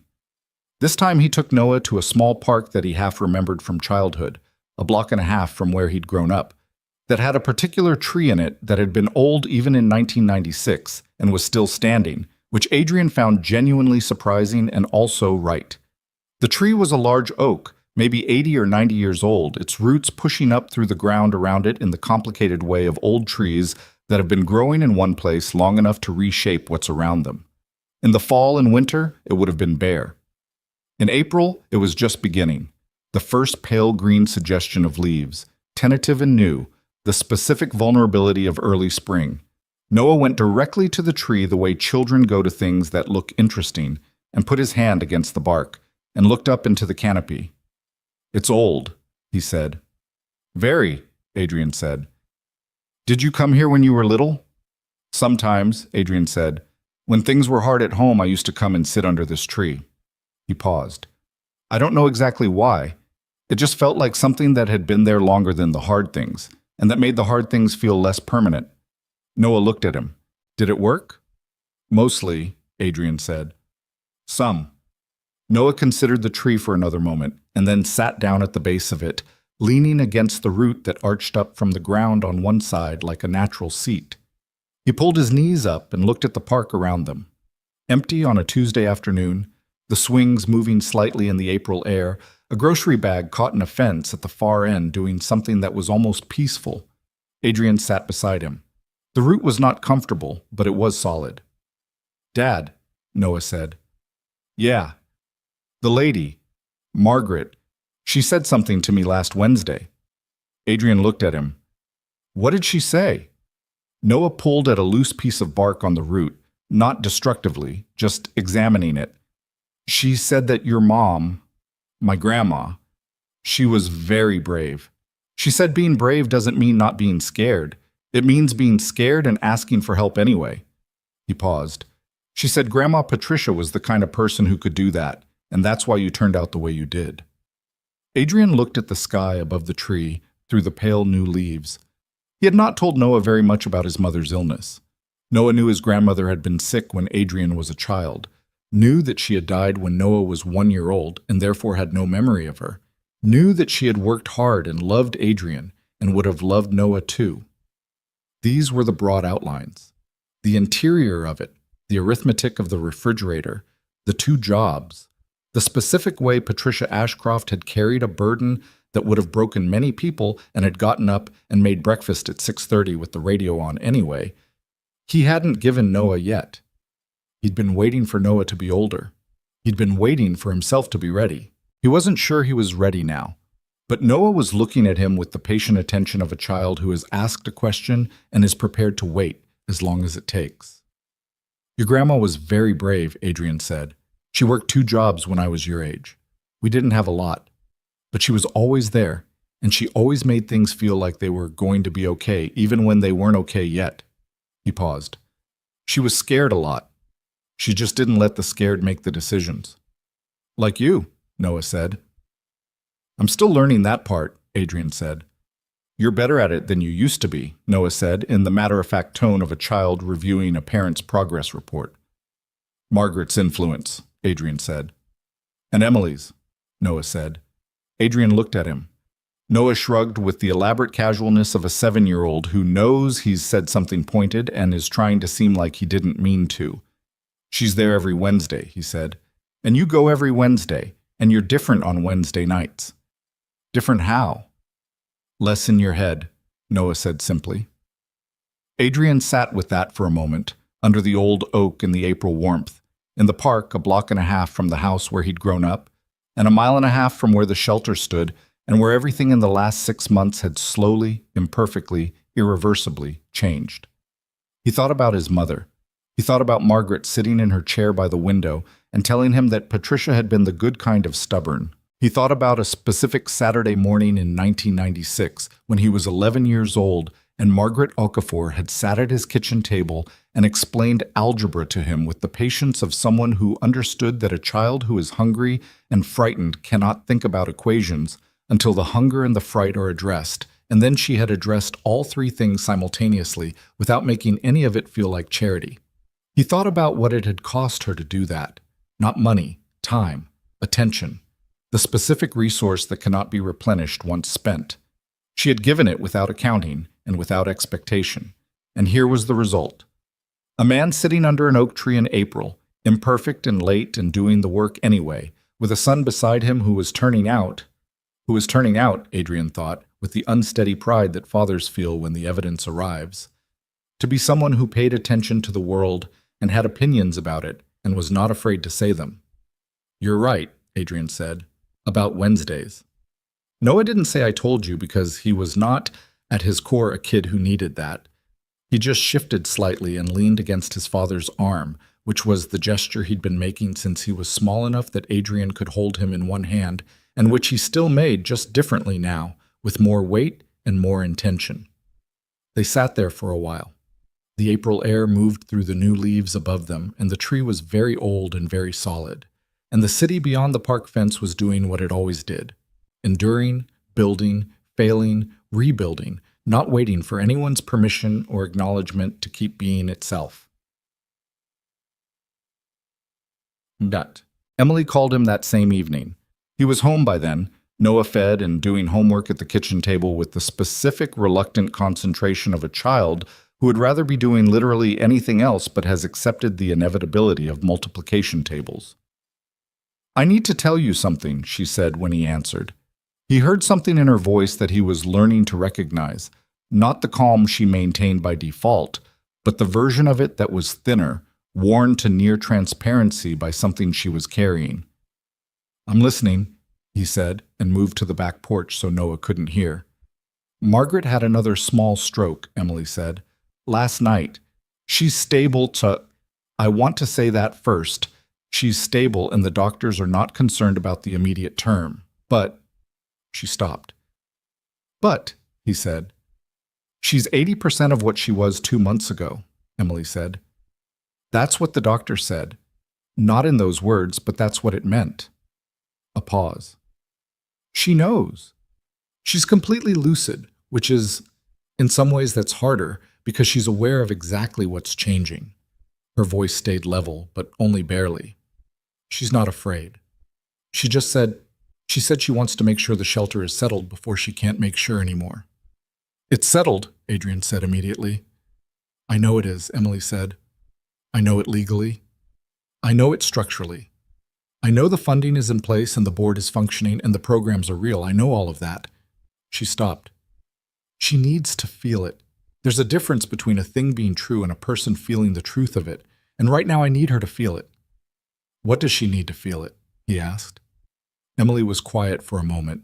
She needs to see what it's going to be when she's not running it, she said. Not a plan, not a document.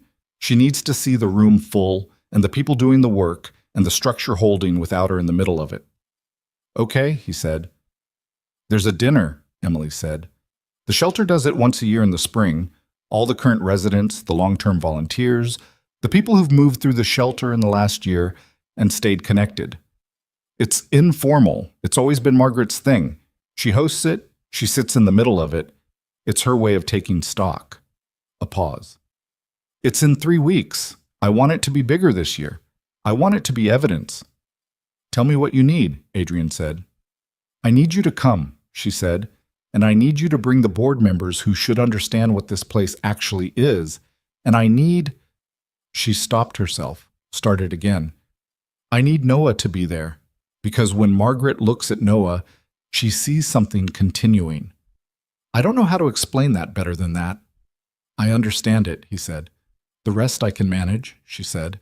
I just needed to tell you about Margaret, and to ask. You didn't have to ask, he said. You knew I'd say yes. I know, she said, but I asked anyway. A brief pause. Because that's how I do things. I know, he said. It's one of the things He stopped himself. She waited. He decided to say it. It's one of the things I've come to count on, he said. About you. The pause that followed was not uncomfortable. It was the kind of pause that has something in it that both people in the conversation can feel but have not yet named out loud, and neither of them was in a rush to name it right now. 3 weeks, Emily said finally. 3 weeks, he said. She hung up. He stood on the back porch for a moment in the April evening, his phone in his hand, and listened to the city. The dinner was on the first Saturday in May. Margaret had been consulted on everything and had vetoed 3 of Emily's ideas and added 2 of her own, which was a sign of how she was feeling. Not recovered, not the same as before, but present in the specific way that Margaret was always present when she decided a thing mattered. They'd moved furniture in the main room to accommodate 40 people. Long tables instead of the usual folding arrangement. Actual tablecloths, not linen, but decent, that Kira had sourced from a donation center and pressed with an iron that was approximately as old as she was. The women currently staying at the shelter had organized the cooking across 3 days, which produced a spread that was specific and personal in the way that communal cooking is when the people doing it have something to celebrate. People came who hadn't been to the shelter in months or years.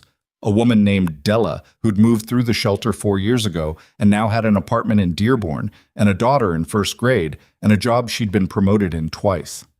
A man named Joseph, one of the few men Margaret had ever bent her policies for.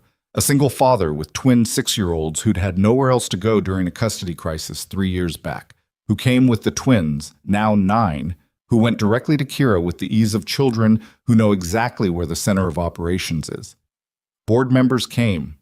Emily had told them this was not a formal event, and they were not here to observe but to participate, and they had either understood that or had understood it would be better to behave as though they did. Janice came with 3 participants from the first training cohort, which hadn't been planned but was the right thing. Dina came, Thomas Greer came, and his wife came with him, a woman named Patricia, which caught Adrian a second when Thomas introduced her, the name landing in a particular way, who had the steady, observant quality of someone who has watched her husband go through something difficult and is still taking the measure of whether the other side of it is what it looks like. Adrian arrived with Noah at 6, which was when Emily had told him to arrive. She was in the kitchen when they got there, in a dark blue dress that was the first time he'd seen her in something other than work clothes or the flannel shirt, and she was covered in what appeared to be gravy, which she was addressing with a kitchen towel and an expression of focused irritation. The lid came off, she said, without looking up. I need 5 minutes and a different towel, she said. Noah, there's a whole chaos of children in the main room. Kira is allegedly supervising. Noah went. Adrian found a clean towel and handed it over without comment and retreated to give her the 5 minutes. When she appeared in the main room 10 minutes later, the gravy was gone, and she'd done something with her hair that was slightly different than usual, and she moved through the room the way she moved through every room she'd decided to be responsible for, efficiently, noticing everything, making small adjustments, stopping to say something real to each person rather than the managed version of something. He watched her for a moment, He watched her kneel down to say something to one of Joseph's twins that made the child laugh. He watched her put her hand briefly on Della's arm when Della said something quietly, and the specific quality of that touch, like present without being heavy, the touch of someone who understands that sometimes the point is just to make contact. He watched her find Margaret across the room and check on her with a look, just a look, the wordless language of people who have spent enough time together that the words are optional. Margaret was at her usual chair, which had been moved to the center of the room for tonight rather than the window corner, so she was in the middle of everything. She was wearing a deep green dress and a necklace that was probably significant, and she was talking to Della with the complete attention she gave to everyone she talked to. And she looked, in this light, in this room, like someone who was exactly where she had always intended to be. Adrian went to her when the opportunity presented itself, between conversations, and crouched down beside her chair so she didn't have to look up. "How are you feeling?" he asked. "Old," she said, which is accurate and not a complaint. She looked around the room. "Look at this. Did you see Della? Her daughter looks exactly like her." "I saw," he said. "When Della came here, she hadn't slept in a week," Margaret said. "She was afraid of everything, not because she was weak, because she had been through things that made fear the intelligent response." She paused. "Now she's here with a daughter who has never needed to be afraid the way her mother was afraid, because Della made sure of it." She looked at Adrian. "That's the work. You understand? Not Della coming through the shelter. Della's daughter never needing one." He understood. He thought he'd been understanding it gradually across these months. The way you understand things that are true at a level that can't be reached all at once. "Noah's here," he said. "He's been looking forward to it all week." "I know," Margaret said. "He told me on Wednesday. He said Kira promised to show him something." A pause. "Kira has taken him under her wing, which is good for both of them." "She's good with him," Adrian said. "She's good with everyone younger than her," Margaret said. "She's been here 4 months and she's already teaching the younger children things. She knows she's doing it. She's not unconscious about it. She has an instinct for passing things on." Margaret looked at him. "You should know that her mother's job situation has stabilized. They'll be moving into their own place next month." "Emily told me," he said. "I know Emily told you," Margaret said. "I wanted to tell you too, because you helped make that possible and I want you to hear it said directly." He was quiet for a moment. "Margaret," he said. He wasn't sure how to continue. He started again. "I've been thinking about what you said, about the direction you walk in, rather than the destination you reach." He paused. "I don't think I'm going to run out of reasons to keep walking. Not now." She looked at him for a long moment. Her eyes were the same as they'd always been, clear and direct and containing, as they always had, the particular quality of someone who has been paying attention to people for 74 years and has arrived at a sophisticated understanding of what she sees. "No," she said, "I don't think you will." She reached out and put her hand briefly over his. Her hand was smaller than he remembered, but the grip was the same. "Your mother would be proud of you, not of the money, of this." She gestured with her chin at the room. "Of the fact that you're here, in a room that doesn't benefit you professionally, sitting next to people you didn't know 6 months ago, and you look like yourself." He didn't say anything. He sat with it. "Go find your son," she said. "This is a party." He found Noah in the workshop. Kira had the whole thing set up for a demonstration. 4 children of varying ages, including Joseph's twins, arranged around the main work table, and Kira was at the front with a piece of cardboard and the practiced authority of a person who has found something she's good at and intends to be taken seriously about it. She was teaching them how to build. The scoring technique, the fold sequence, the way the layers reinforced each other when they were arranged correctly. She was 13 years old and she was explaining structural principles with the vocabulary she'd developed from Emily over 4 months of Saturday afternoons. And the children around the table were listening with the focused attention that children give to something when the person teaching it clearly believes it matters. Noah was at the far end of the table. He had his piece of cardboard and his scoring tool and his tongue between his teeth, and he was attempting the fold sequence with the concentrated effort of a boy who does not want to be the worst one in the room. He wasn't the worst one. He was actually keeping up. Adrian stood in the doorway for a moment without announcing himself. He watched Kira correct one of the twins gently. Show him again. Watch him get it. He watched Noah look up at Kira for confirmation after a fold and receive a brief nod that clearly satisfied him. He thought about Kira at the door the first night he'd come. The flat assessment. The 12-year-old testing whether he was worth the door being opened. He thought about what Margaret had said about her instinct for passing things on. He thought about Emily, somewhere in the main room right now, making sure everything was right for a woman who had made everything possible for this building. Carrying the weight of Margaret's diminishment alongside the logistics of a party and the governance of a foundation, and the production of cardboard cribs that held sleeping children whose mothers had arrived with nothing. He thought about what it meant to be a person who carries that weight and keeps going. Not because it's easy, not because they're exceptional in the way stories sometimes need people to be exceptional, but because someone stopped for them once, and they understood what that meant, and they decided that the right response to being saved was to stay in the room where other people needed saving and not leave until the work was done. He thought about what he'd said to Noah in the car, months ago. Someone stops for you and you stop for someone else. That's how the whole thing holds together. He still believed that. He believed it more now, having seen what it looked like in practice. Not the clean version, not the version where the debt is paid in a single dramatic gesture and everything resolves into clarity. The actual version. The version where you show up on Wednesdays and you answer the phone when it matters and you sit with the hard things instead of managing them from a distance, and you are still not doing it perfectly, and you keep going anyway. Emily appeared behind him in the hallway. She leaned against the wall beside the doorway and looked into the workshop at Kira's class. "She's good," Emily said quietly. "She's you," he said. "In about 15 years. Emily looked at him. "Watching things," he said. "Figuring out how they work. Passing it on." He paused, not waiting to be asked. She was quiet for a moment. "That might be the nicest thing you've said to me that didn't also have a qualifier attached to it." "I've been working on the qualifiers," he said. She smiled. It was a real one. Not the quick flash he'd seen in the break room the first night, but something slower and more considered.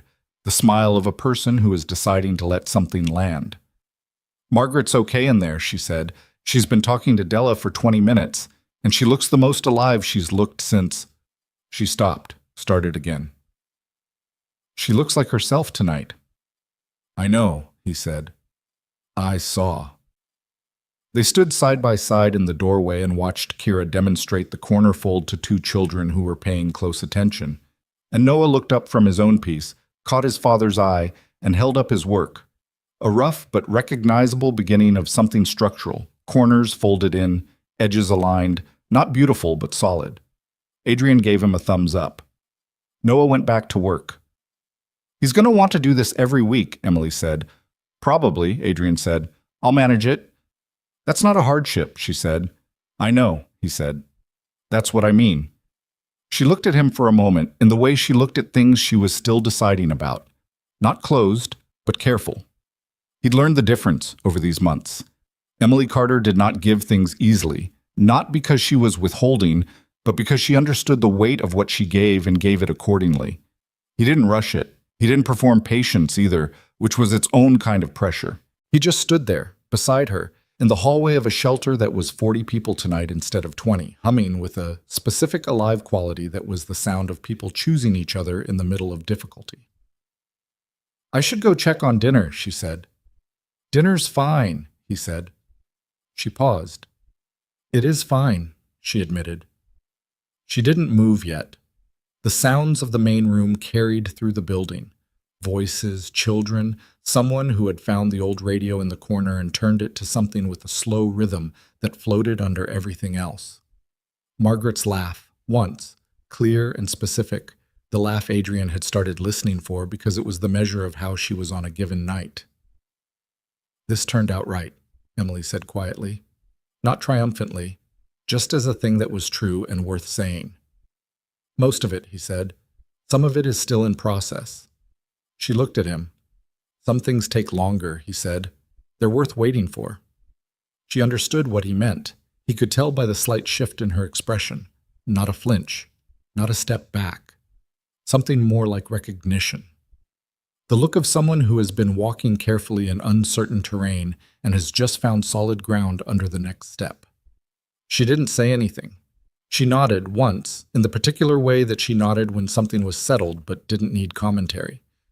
Then she went back to the main room. He stayed in the doorway for a moment longer, watching Kira teach the corner fold, watching Noah hold his practice piece up to the light and examine it with the critical eye of a 7-year-old who has decided to take something seriously. The building was 40 people tonight. Next month it might be 35 or 45. Some of the women here would move into their own places in the next few months. Some of them would be back because that was how things worked. Not in straight lines, not in clean progressions, but in the complicated spiraling way of real lives that don't have screenwriters. What the shelter would be for them was not a resolution. It was an interval, a place that held them while they found their footing so they could walk back out and try again. That was enough. That was the whole point. He thought about what Margaret had said. That's the work. Not Della coming through the shelter. Della's daughter never needing one. He thought about Noah in the workshop, learning to build something that could hold a child's weight. Not because someone told him it was important, but because he was in the room where it was happening and he was paying attention. He thought about a promise made by an 11-year-old boy on a doorstep in Brightmoor in 1996 that had taken 28 years and a woman with a cardboard box to come back around to its reckoning. He didn't think the reckoning was finished. He didn't think it was supposed to be finished. The point was not to close the account. It was to stay in the relationship, with the people, with the place, with the ongoing, imperfect, essential work of being someone who stops. He had stopped. He was staying stopped. That was what he had to offer in the end. Not the money, which was real and necessary and would have been nothing without everything else.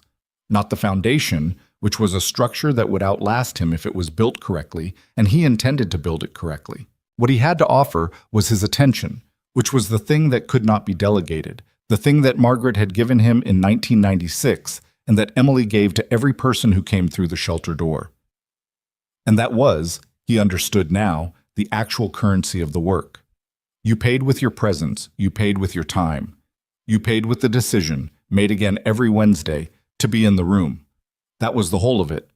That was what connected things.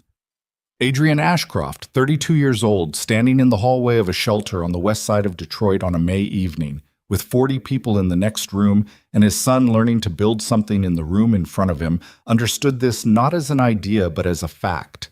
The kind of fact that lives in the body rather than the mind, that you cannot unknow once you know it. He was not the same man who had followed a woman home in October because something she did in a break room reminded him of a debt he'd been carrying. He was not finished becoming who he needed to be. Both of those things were true, and he held both of them, and walked back into the room where Margaret was laughing at something Della's daughter had just said with the unself-conscious authority of a 6-year-old, and the dinner was on the tables, and the radio was playing, and Kira was bringing Noah out of the workshop with his practice piece in his hands and the look of a kid who has made something and knows it. "Dad," Noah said. "Look." Adrian looked. It wasn't beautiful. It was rough at 2 of the 4 corners and slightly uneven along one edge, and the scoring on the side panel was a little deep. But it held its shape when Noah set it on the table, and the structure was sound, and when you pressed down on it gently, it did not collapse. "That'll hold," Adrian said. Noah beamed with the uncomplicated pride of a kid who built something with his hands and had it confirmed. Margaret, from her chair at the center of everything, watched this exchange and said nothing. She just smiled. The dinner went long, the way the good ones do.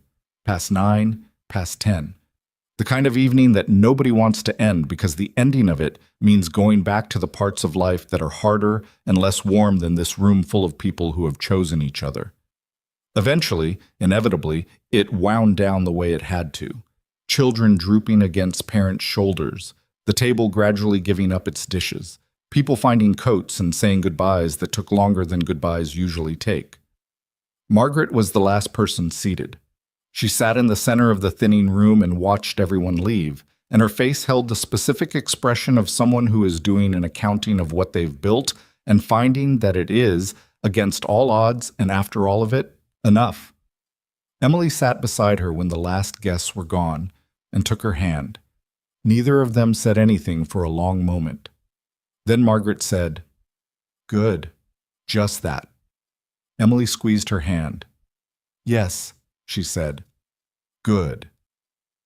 Outside, the May night had held some of the warmth of the day, which was a gift Detroit offered occasionally and without predictability. Adrian walked Noah to the car across the shelter parking lot, the boy half asleep on his feet, his cardboard practice piece tucked under his arm because he had not been willing to leave it. "Dad," Noah said, getting into the car with the slow movements of someone operating on the last reserves. "Yeah, buddy." "Can we come back next week?" Adrian buckled him in. "Yes," he said. "We can come back next week."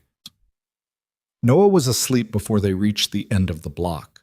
Adrian drove home through the May Detroit night, through the city that had made him and broken him and remade him in a shape he was still learning the edges of, and he thought about what it meant to be, at 32, finally, genuinely in the right place. Not because the right place was perfect. It wasn't. The foundation had governance problems they hadn't solved yet. Thomas was still finding his footing in the advocacy role. The shelter's back porch needed work they hadn't gotten to. The legal case against Greer was going to take months more to resolve, and whatever the resolution was, it wasn't going to undo what he'd done to the people he'd targeted. And that was something everyone in the story was going to have to live with in their own way for a long time. And he, Adrian Ashcroft, was still, on certain Tuesday mornings, on certain nights when Noah was asleep and the house was quiet, still the man who had been moving away from something for 28 years. That didn't disappear. It became part of the account. But he was also the man who had come back, who was still coming back, who had stopped running the math of what he owed and started doing the work of paying it, which was a different kind of arithmetic, the kind that doesn't end with a zero sum, but keeps generating something. True wealth, Margaret had told him once, is not measured by what you accumulate. It's measured by what you protect. He'd written that down. He'd meant to remember it before now. He remembered it now, and that would have to be enough. And somehow, improbably, incompletely, genuinely, it was.